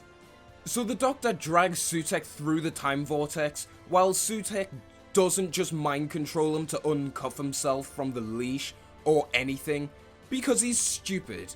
Wait, that's a point as well. Why didn't Sutekh just possess the Doctor at any point? It's somewhat implied that he only managed to find Mel because she had history at UNIT and they had all of her information. But are you seriously trying to tell me that UNIT don't have information on the Doctor? Be fucking for real. One in the skinny suit. After that I wear a bow tie, after that I'm a Scotsman, after that I'm a woman. But that's your future. You can't know that. It's forbidden. You know what? Fuck it. Well, whatever. I don't even fucking care at this point. The care that I should have for this is overruled by the dumbest shit I've heard in my life. So I thought, what if you see again? What happens if you bring death to death? You bring life! Are you restarted? Yeah, I'm not fucking around. They actually resolved this story by having the Doctor pull Sutekh by a fucking dog leash through the time vortex. And that's apparently enough to undo everything that he did. All of the civilizations and planets and people and galaxies and universe and suns and stars and planets that he wiped out is undone because when you bring death to death, you bring life. That is the dumbest shit I have ever seen in my life! What the fuck are you even playing at? Do you actually actually want to go? Do you actually want to fucking go? No, let's scrap right fucking now, outside, right fucking now! Seriously, like, I know that we all knew that this shit would get undone eventually anyway, but could you at least do it in a way that seems like it's not actively trying to make the ones of us who care seem stupid for being invested in this shit? This is just laughable. Like, it's actually so overtly shit that it's hard to even elaborate on why it's shit. It's just so dumb. Like, you know the absolute deflation that happened when I watched this shit in the cinema? The amount of sighs and face palms I seen and heard was fucking immense. I want a refund. For everyone. I didn't even fucking pay to watch this shit and I still want my money back. Everything that people say the Series 3 finale resolution is, but isn't, is actually in this story. Not only is it fucking nonsense, with not even an attempt to explain how this brings everyone back to life, like before, but we got here because this stupid fucking whistle fell from the sky. I am so done. How was this made? Seriously, how was this ever acceptable? That this could not have flown back then, even then, right? Oh my god. So everyone comes back to life, including the fucking robot, and this overly pretentious happy victory music plays while everyone looks at the sun. Damn, I mean, maybe this moment would have an ounce of impact if any of these characters were actually built up and we didn't just know they'd come back anyway. Especially since you have not earned this moment at all, making it feel more than fucking forced and fake. Like most emotional moments in this series. But whatever, fuck it. Let's get mad at Kate and the Colonel being in a relationship. Look, this is it, look. What are you looking at, Vicky DeLo? I love them. I love them. I don't know what you mean, Vicky. I don't know. It's the greatest romance. Yeah, I don't know why people were that bothered by this, to be honest. Like, my only question with it is that I thought Kate might have been married already since she has kids. Kate Stewart, divorcee, mother of two, keen gardener, outstanding bridge player. But to be fair, that can easily be explained away later. And it's pretty irrelevant to this story overall, so who cares, really? Anyway, yeah, the Doctor name drops a bunch of planets to try and ball tickle fans. He was alive! Oh!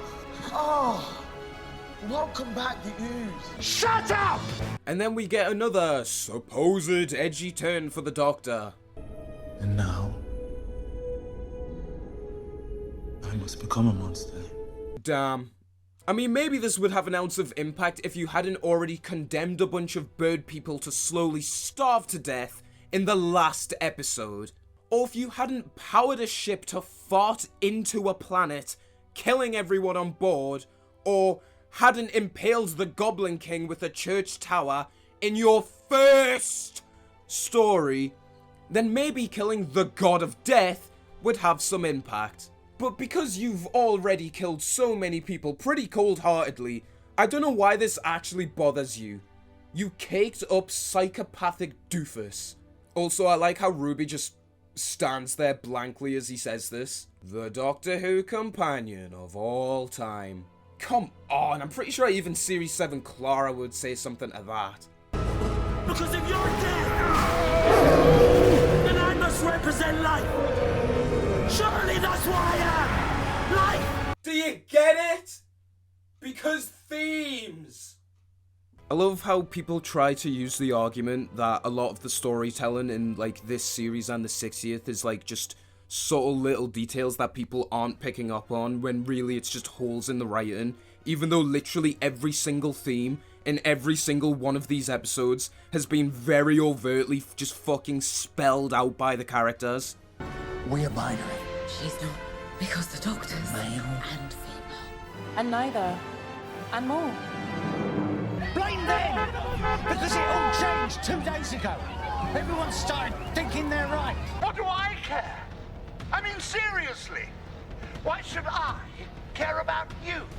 No change there, then. Listen, all the anger out there on the street, the lies, the righteousness, that's human, that's you, that's who you are.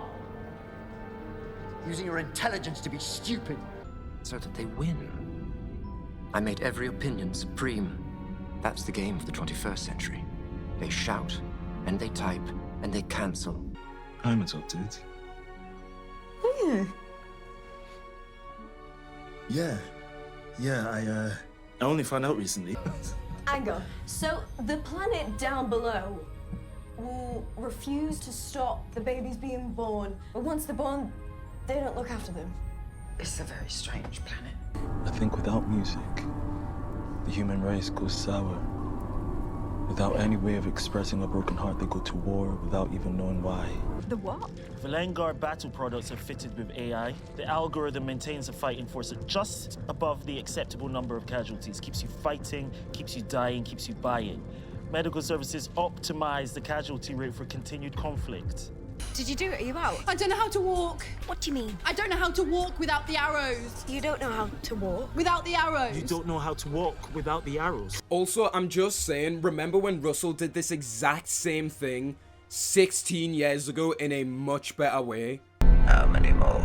Just think how many have died in your name, never looking back because he dare not, out of shame. This is my final victory, Doctor. I have shown you yourself. Add another to the list of stolen shit from the RTD1 era. So, for some reason, Sutekh falling into the time vortex actually kills him this time. Got to absolutely die this time. Okay. Never coming back. No. Sure. Yeah, no, yeah, go, sure, yeah, man. Just contradict your own story for the 100 millionth time within 40 minutes.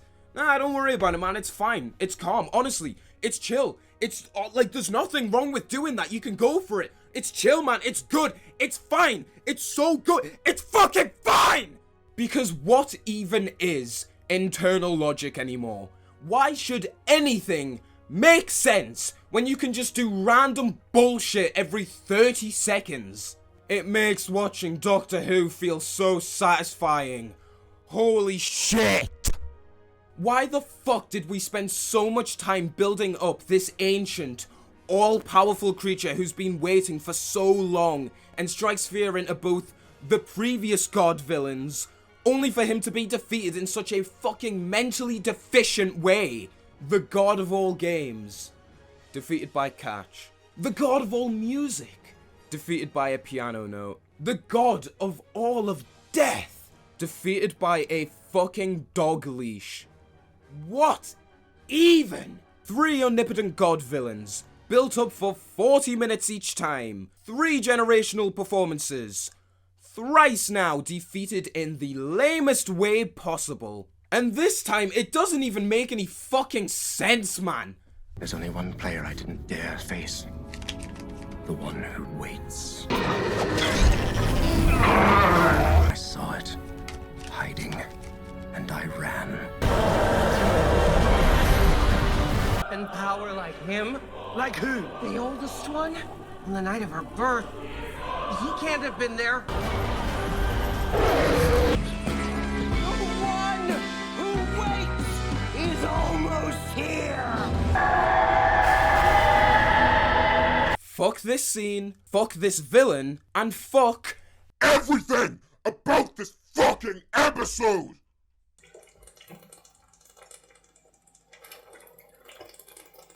So the Doctor cries for the more billionth time because fuck it, and we shit-flick Whiplash back to unit with everyone all happy and dandy and chill. Because that's not tonal Whiplash at all. Even Susan Triad is just a normal person again. We don't delve into any potential trauma the character might be facing, or any issues she might have out of being turned into an angel of piss or anything. No mention of the hundreds and thousands of them that will still exist across all of time and all of space. No mention of the hundreds of them that will still concurrently be on planet Earth in the modern day. Nothing. That question doesn't even come across our mind, because substance is hard. Haven't we had this issue before? Kate even offers her a job at unit, because apparently her only discernible character trait at this point is that she's annoying. I guess Susan Triad is just gonna leave her multi-billion pound company to work for unit, I guess. No conversation about that, because fuck you. I want you to say... Oh, don't, Mum, it's alright. I want you to say thank you, Doctor. You brought her home. Imagine how much impact this moment would have if the Doctor and Carla actually had a fleshed out and developed relationship like the Doctor and Jackie did back in the Golden Age. And we then get the moment that we've all been waiting for, what the whole series was building up to. A mystery box character that was able to change history and the Doctor's memories, seemingly linked to the snow and the hidden song in Ruby's soul. The reveal of Ruby's mum. And who is she? Just a random lass. I can see where Ruby gets it from, to be fair. And you know what? If this episode couldn't fucking diarrhea dick on my face anymore, then to drop this shit right now. And all I've got to say is, I actually don't mind this reveal. In concept. Besides the Doctor very unsubtly smashing the themes into our heads the whole time, again, the idea of Ruby's mum not being of any significance and just being a regular woman on Earth is a good one. She's only super important because we think that she's important, and I think it links quite nicely to what Russell did a lot in his first era, by constantly having people of seemingly no significance with no special talents or skills turn out to later be quite important once they've been built up more, and they've built themselves up more. Rose, there's a man alive in the world who wasn't alive before. An ordinary man, that's the most important thing in creation. The whole world's different because he's alive. It's weird, I mean, you're not special, you're not powerful, you're not connected, you're not clever, you're not important. This friend of yours, just before she left, did she punch you in the face? And for one moment, one shining moment, she was the most important woman in the whole wide universe. The problem that then arises with this, which is very fucking obvious, as you can tell, because I don't think you're stupid, and why this theme has completely failed this time around, is because of the absolutely fucking absurdest nonsense way that we got here. Okay, so Ruby's mum is just a normal person. A nurse, in fact. So why did the show go out of its way to tell us that she couldn't be found in the first episode of the series? There is no trace of your mum or dad. Can you keep looking? No, there's nothing more we can do. If your parents aren't on some kind of a database, we can't find them. So you're telling me there was no trace of a fucking registered nurse who went to Coventry University? She has no credit or debit history. She has no properties under her name. She might have a car. She's confirmed to have a job for the fucking NHS, so she'd have right to work as a UK citizen. But there was no way of tracking her in any way whatsoever. That is absolute fucking bullshit, and you know it. If Unit can find out that she has a job and the history of her household, then how come Davina's McTeam couldn't? Keeping on Church for a minute, this then also begs the question as to why on earth would a 15-year-old girl in 2004 wear this massive cloak? As girls in 2004 were known to wear. It was very fashionable at the time. It's a very easy thing to just go to the shop and buy. Why Louise Miller wore an ancient medieval cloak to the church? Yeah. I think that, no, I think that's time shrouding her. Yeah. I'm going to say that. What the fuck? Shut the fuck up, you lying boob. Don't pull this utter bollocks out of your arse just because you clearly only had her dressed like this because you knew it would create mystery. We don't need any more bullshit on top of this reveal. If Ruby's mum is just a normal person, then why was the maestro so scared of Ruby? What was the hidden song in her soul? How could a song have so much power? That's wrong. What is this? There's a hidden song deep inside her soul! This creature is very wrong. Retroactively, none of this slop makes any fucking sense. Like, there is no reason within the show itself that Ruby could make it snow, and that there was a hidden song within her soul. I mean, the song in her soul, that's not even touched upon in this episode. It's never brought up. Past the devil is a liar. These things were just put there to get us talking. But with the grand reveal that Ruby's mum is just a normal person, it is just a complete slap in the face that makes you feel stupid for even attempting to be invested in this story arc. If Ruby's mum is just a normal person, then how did she manage to make time and history and the Doctor's memories change around her? My memory of this keeps changing. Time keeps changing. No normal person should have the capacity to do that. How could she jump in the time window? Why was her face shrouded? And why did she turn around and point at the Doctor? Well, as if this reveal couldn't feel any more fucking dumb, it turns out that she wasn't pointing at the Doctor, but she was just pointing past him to point at a sign that wasn't in the Church of Mid, and she was pointing at this sign so that she could name her daughter. Even though no one was there, and she— What?! Is this episode actually trying to make us all stupid? Like, this absolute brain rot reveal that she was just pointing at a road sign to name her daughter when no one was there is just said as if it's meant to have some sort of sweet underlying feeling to it. But it's just dumb.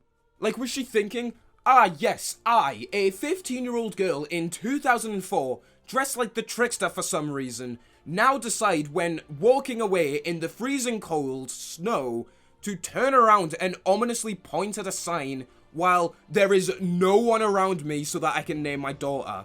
What the dick? What the fuck? What is this fuckwit logic, you sponge? Also, just saying, if someone wasn't pointing at you and was just pointing past you, you would fucking notice, especially from that distance. This is Russell pulling a Moffat to the worst extent imaginable. Clearly thinking of these cool and interesting ideas to keep the audience hooked before actually thinking of what the conclusion will be. Like, he very clearly thought of the snow and the ominous point way before he thought of what the explanation for either of these would be. And that's really obvious when it comes to the reveal, because the snow doesn't even get a fucking answer. Ruby nor the Doctor actually even consider thinking about why Ruby could make it snow. This isn't a fucking Disney movie, cunt. It's Doctor Who. People cannot just inexplicitly make shit happen because the story says so. Unless it's bad Doctor Who, which this most certainly is. Every instance of something potentially interesting to happen with this story arc is so retroactively shit because it doesn't make any damn sense to happen in universe.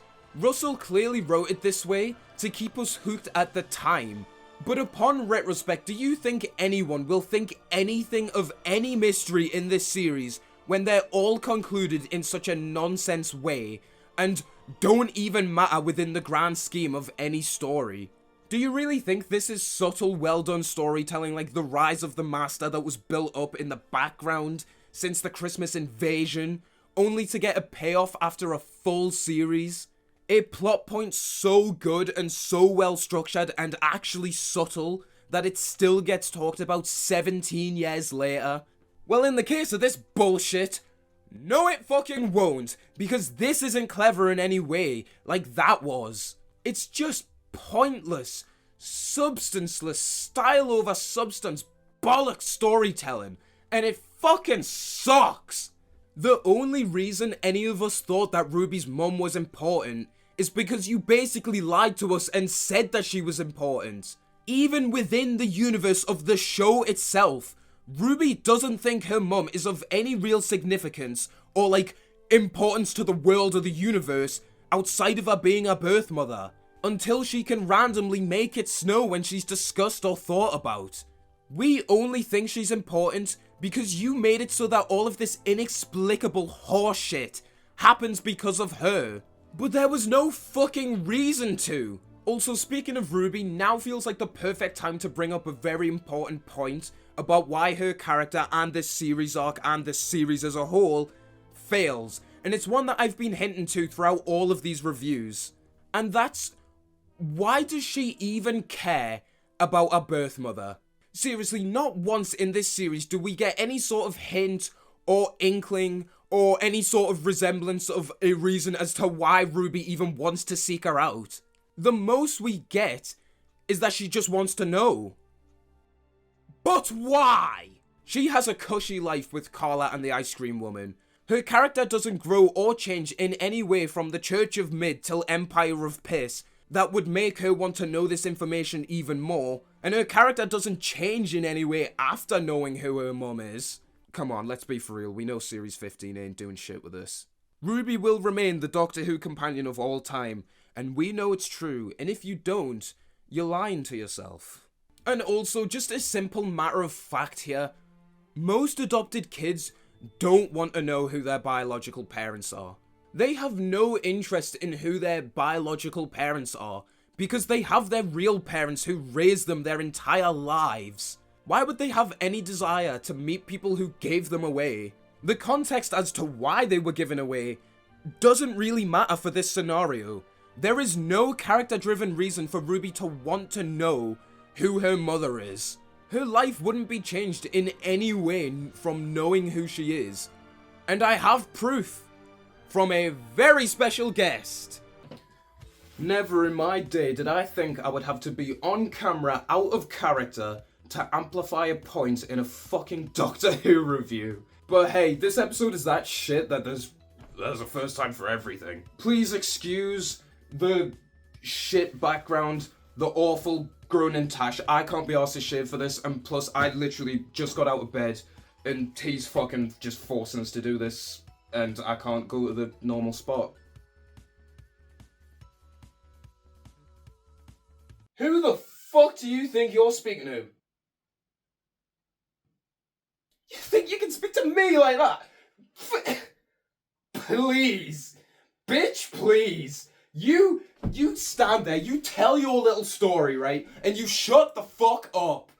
Anyway, so I don't want to ramble on too long here because I don't like putting my personal life on the channel because that's not what this channel's about. It has nothing to do with the entertainment that I make on here, and I don't want to start some sort of like parasocial meme with people knowing this because nah, you don't come here for me. For some reason you come here for him, so I'll keep this brief. The long and short of the point of me even being here is, before that I was born, my biological dad left my mum. Cue all the jokes you want, I've heard every single one. Leaving her to single-handedly raise me for like the first 5 years of my life, I know, bless her soul. Until when I was about 5.5-ish, close to 6, when she met my stepdad. Now, anybody in a similar position to me would know this, and I mean, I can imagine it's easy to infer as well, but I have not once thought of this man as my stepdad. He's my dad. He's the only father figure I have ever had, and I could not be more grateful to have him in my life. Obviously, the same goes for my mum as well, she's fucking goated. But even after 15 years of this man being in my life, 15 years by the way, that is longer than most Chibnall fans have been alive. Not once have I ever thought about where my biological dad is, or where he is, or what he's doing, or what he looks like, or what his name is even, like, I don't care. I don't see why I should care. I mean, I am not in his life. He is not in my life. He made the decision to not be in my life. Whether I respect that or not is irrelevant, but I don't see why I should even hunt him out. Why should I care? And the same goes for this story. Obviously, the context of my own situation and Ruby's are different, and having foster parents and step-parents, I imagine, would feel a bit different, but it wouldn't be too different. Like, these contexts are both pretty similar. They're along the same lines. And even not just taking myself into account here, every single person I know who's adopted or had a parental figure leave their life before they were even too old to remember, like, they have no desire to meet their parents because why would they? Like, there's no reason to, like, who cares? We have our real parents in our lives. Our real parents are the people who raised us into the people who we are now. TLDR, fucking mate, Russell's washed. It sucks, but he's washed. Back to the fucking nutter twat in the corner. I'm going to bed.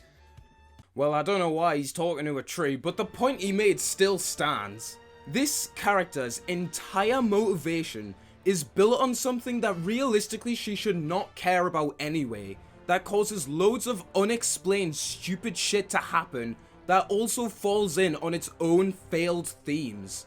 Why would the Church of Shit go out of its way to establish themes of found family only for the series to do fuck all with it and have Ruby's ultimate happiness in the series be it finding a biological mother. That is so fucking stupid, and honestly, it's almost sort of offensive.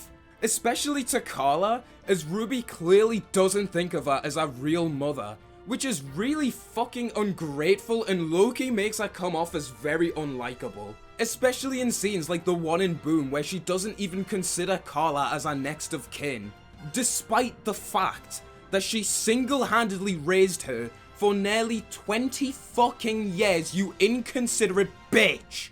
I mean, even considering the other possible inference of this scene being that the database couldn't find Ruby's mum, that creates a plot hole in and of itself because Ruby's mum's DNA was clearly stored in 2046. So this database should have, if it's as smart as it's made out to be, have that DNA. But either way, why doesn't she say that Carla's her next of kin? Fuck you, I guess.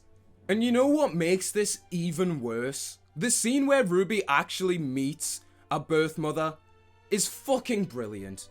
It's genuinely fantastic. It's Russell T Davies' character drama at its finest, with superb acting from both actors here, and it's really nice. But with the context of the series it's in, and even just the context from this story itself, I feel nothing.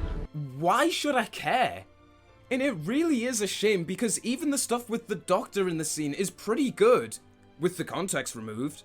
His reluctance to let Ruby go and see her because he's low-key jealous that he can't do the same for anyone in his family was quite good.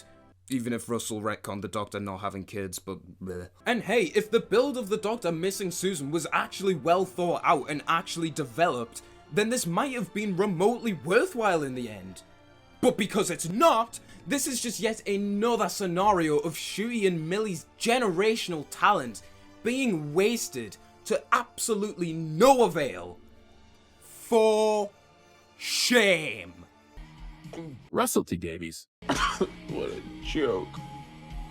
So we get no interesting character conflicts between the Sundays and Ruby's biological mum, before Ruby walks in the Tardis and says the single most distasteful thing that Russell has ever written for Doctor Who.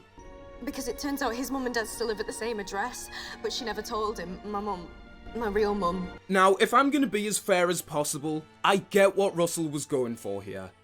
Trust me, I really do. And you can almost I love how she makes that mistake there, because Carla's her real mum. Yeah. But it's also new that she calls it, I mean, there's more of this family to come. And she, in the moment she calls Louise her real mum, which you wouldn't do. Nah. But she shouldn't do, but you would do in the moment. It's like, I remember thinking long and hard about that and going for it. I get that the idea of this is that all of this is new for Ruby. Having her mum and her birth mum in her life is new, and it's viable that she'd make this mistake. But the way this series story is structured, the way that Ruby's character is written, we know that for some reason Ruby has put extra emphasis on her birth mum being her real mum. Her only driving force as a character was to know who her biological mum was. And with no acknowledgement or even correction from Ruby herself, or the Doctor, you've basically just written in that Ruby thinks that a birth mum is a real mum. Despite the fact that she didn't raise her into the person she is today, and didn't try to find her in almost 20 years. So knowing what Ruby's priorities as a character are, you've made this scene, inadvertently, intentionally or not, really fucking disgusting and disrespectful. What a horrible thing to write into the show. And I'm honestly surprised that this made it through because it's inadvertently very offensive to every foster parent who's ever raised a kid their entire life. To have a show like Doctor Who say that they aren't real parents? Wow. Like, actually, fuck you. Like, what are you even playing at doing that without even an acknowledgement in the show of it being a fuck-up? What the fuck, dude? Even regardless of that blatant distaste, this scene is still shit, for many, many reasons. But one of the main ones is the complete lack of emotional weight. Because the Doctor and Ruby have been built up as such blank, boring, cardboard nothings of characters, with the Doctor regularly acting like a moron and completely contradictory to how he was introduced, this moment has no impact. Because we have no reason to give a shit about either of these two, especially when Ruby's decision is brought on by the fact that the Doctor doesn't do families. You could call. You don't do that, do you? Huh? Would you not think that after the 60th and the Doctor healed and processed all of his trauma, that he wouldn't just run away from stuff like this anymore? Isn't he meant to be more in touch with his emotions and the people he surrounds himself with? Why would he run away from this again and try to hide his emotions? Because he's jealous he can't do the same for Susan? Even if that were the case, I thought you'd moved on from stuff like this. I'm fine. I'm fine because you fix yourself. We're Time Lords. We're doing rehab out of order. Would this not be the most perfect opportunity to show this character development for the Doctor? And even if you wanted to, for some reason, be wrong, and even if you wanted to infer this as the Doctor reverting to his old ways, with the 15th Doctor's characterization being so inconsistent and messy, it really doesn't come off that way. It just comes off as yet another case of this Doctor acting out of character. As if we needed any fucking more examples of him doing so. And he then goes on to spout this absolute fucking nonsense bollocks, testicle-ridden horseshit, as if he's actually had some sort of character development or growth. Because you changed me. I talk about family in a way that I never did before. It's because of you. You have made my life bigger and better. Well, that's all a lie. Nope. What on Mars are you talking about, you fucking fork? Absolutely nothing has changed about your character from the Church of Shit to now. Other than the fact that you've regularly acted like an out-of-character fucking moron. Why is this episode actually trying to act as if some sort of big character change has happened for the character? And him and Ruby have gone through so much, when they really haven't. These two sexy pricks have been passengers in almost every story in this series, and with them not being integral to the plot 90% of the time, it's hard for us to even attempt to care about them as people, let alone think that they've actually grown and developed. Because they haven't. Even in shitty episodes of Doctor Who before in the RTD1 era, you can at least see how the characters would grow and change from it, given that they aren't just fucking passengers in every episode. The only way you could possibly infer that what the Doctor's saying has any truth to it would be literally just the last scene where Ruby meets her mum. There is no through line through the series to connect anything to the failed themes that this clusterfuck of all things holy that could actually take away from the Doctor. The Doctor mentions that he's adopted in church, and mentions all of his people are gone in the next 2 episodes as well, on top of randomly bringing up Susan in The Devil's Cord. And then, never again until the finale. This is not a character arc. This is just lazy. Compare this to the incredible exits that all of Russell's companions got before, and it's night and fucking day. All of Russell's previous companions had these fantastic character arcs, and we understand what they got out of travelling with the Doctor, and we understand what the Doctor got out of travelling with them. With Rose, we see how travelling with the Doctor gave her life the purpose that she was so desperately seeking. I'm left travelling on my own because there's no one else. There's me. And all the things I've seen him do for me. For you. For all of us. He does it alone, Mum. But not anymore. Because now he's got me.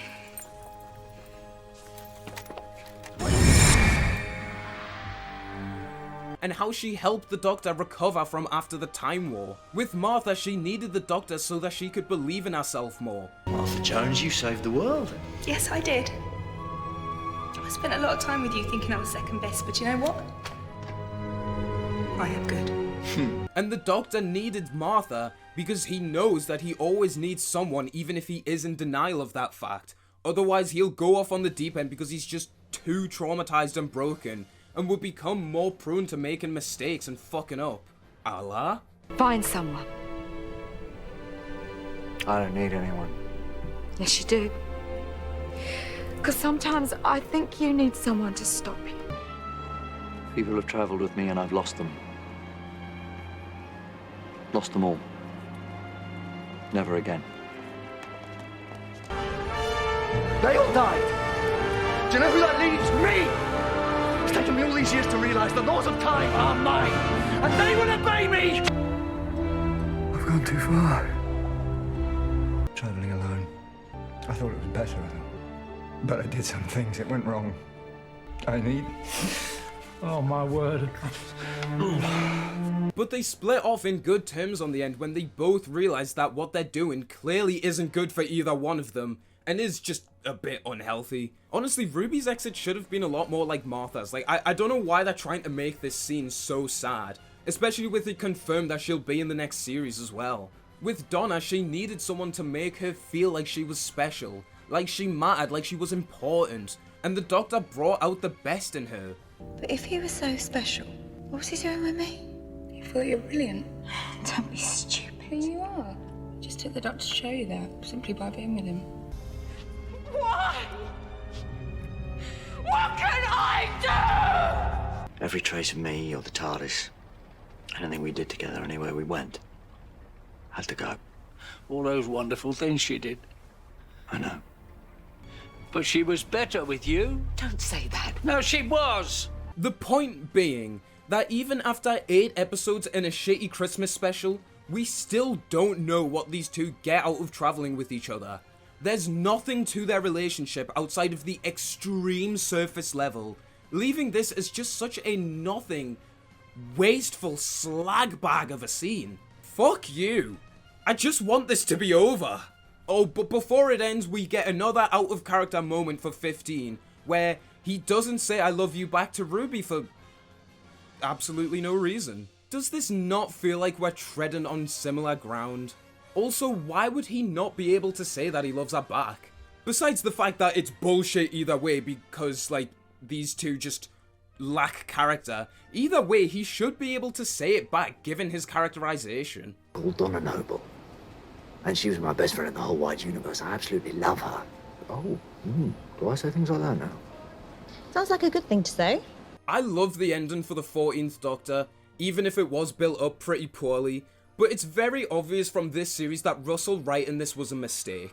This strict, sharp change in characterization for the Doctor has been completely ignored in some stories, acknowledged in some, yet contradicted in others like this. The idea of a Doctor who doesn't bottle up his emotions or carry a burden on his shoulders is still a great idea, but Russell clearly isn't playing to his strengths here, because one of his biggest strengths is writing deep, usually dark and meaningful character arcs that explore aspects of people that most people usually wouldn't want to discuss. And almost all of his greatest characters before this had this, and none of them do now, and they all suck! But wait! There's one more thing left. Oh my god. So after Ruby's mum doesn't react to the TARDIS taking off, because why would a normal person do that? Mrs. Flood gives us an ominous, fourth wall breaking scene of cringe, where she confirms that the Doctor's story will end in terror, and I just don't give a fuck. I can promise you reveals. I can promise you astonishing reveals and a lot of fun with her as well. She's so much fun to work with, so good times with Mrs. Flood to come. I honestly have no idea why anyone should be expected to care or why we should even believe you. TLDR, fuck off.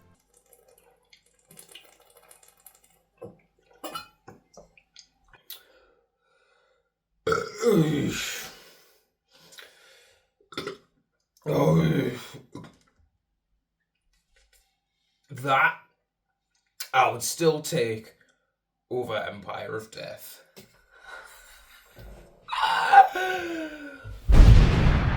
So, that was Empire of Piss, and oh my god, that was one of the worst episodes of Doctor Who I've seen in my entire life. If this video's ridiculous length wasn't enough proof on its own, then let's do a little sum up of why this is one of the worst Doctor Who episodes of all time. And yes, that does take into account the Chibnall era as well. Let's start at the plot.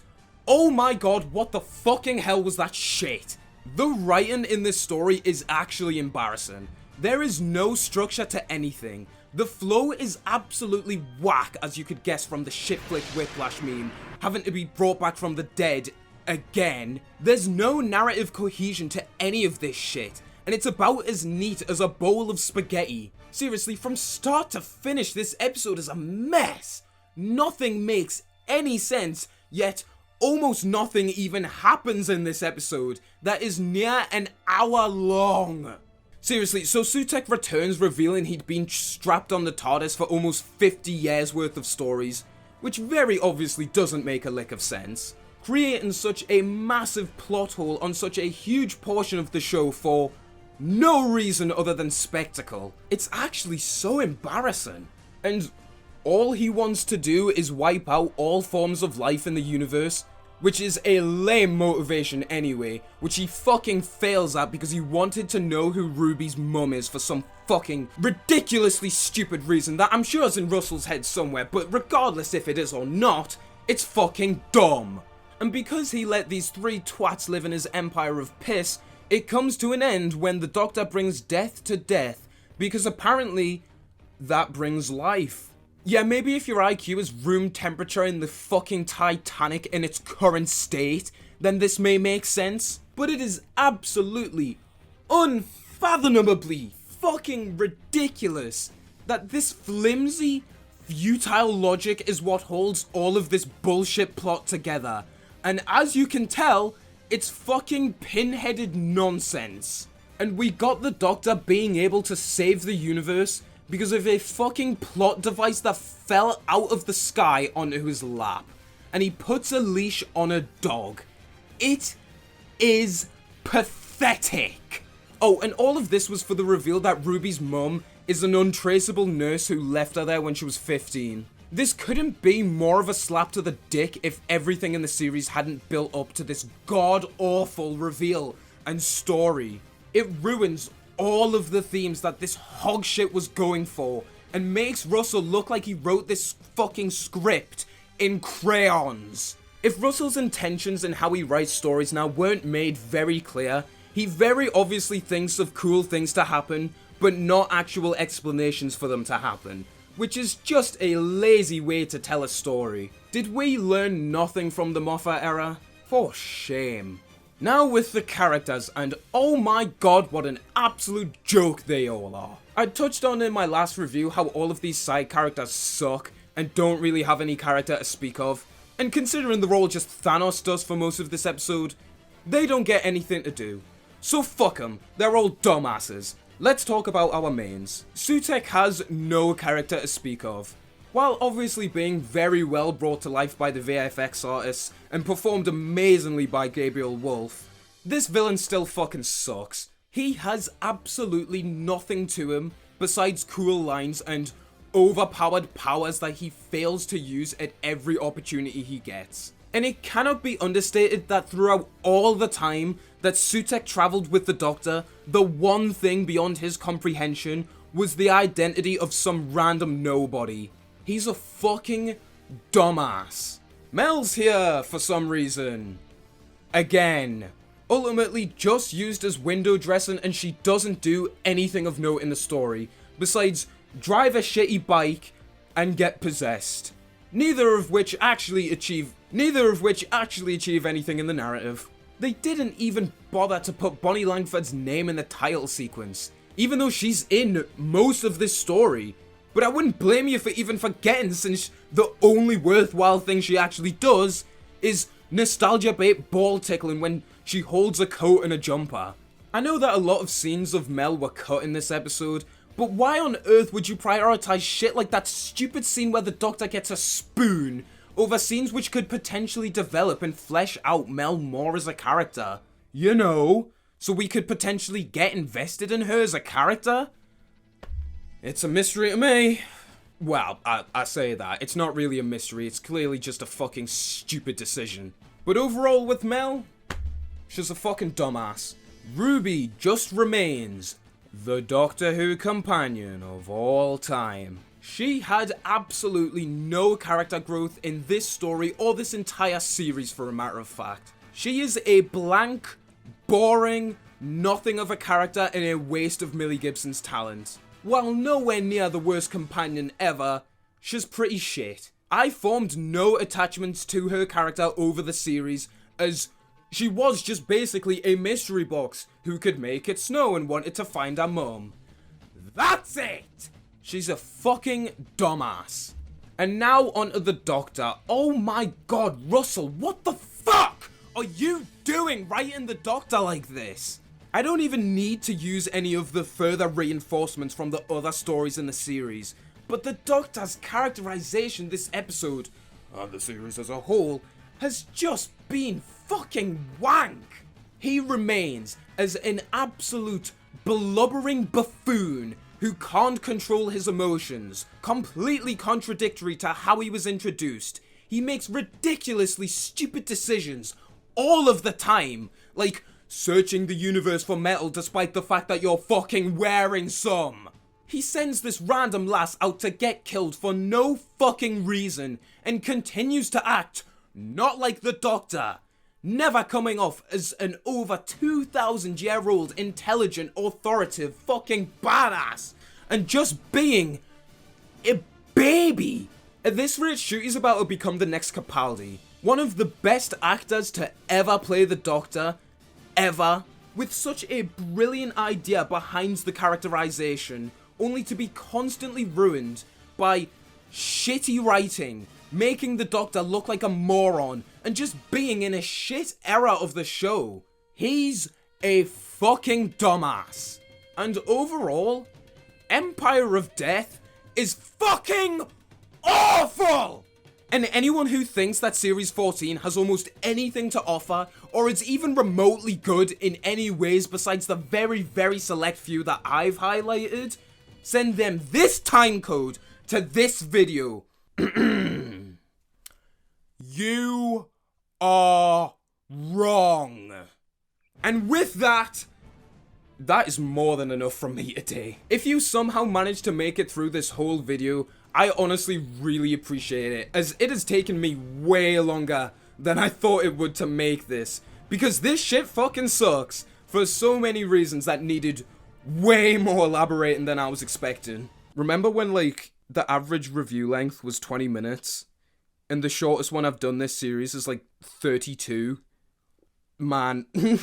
Whether or not I'll do Series 15 when it comes out, only time will tell.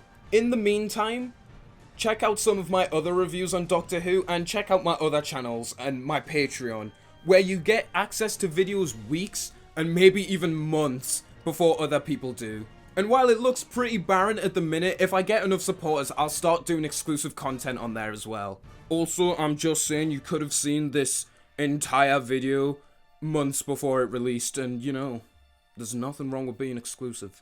I have no idea when I'll be back to making videos, as this is the most I've worked on YouTube in over 2 years now, so I'm probably gonna take a bit of a break. But in the meantime, I think there's only one suitable way to end this video. Sack Russell T Davies, sack Jane Tranter, sack Phil Collinson, sack Julie Gardner, and I'll come back. So can you arrange that?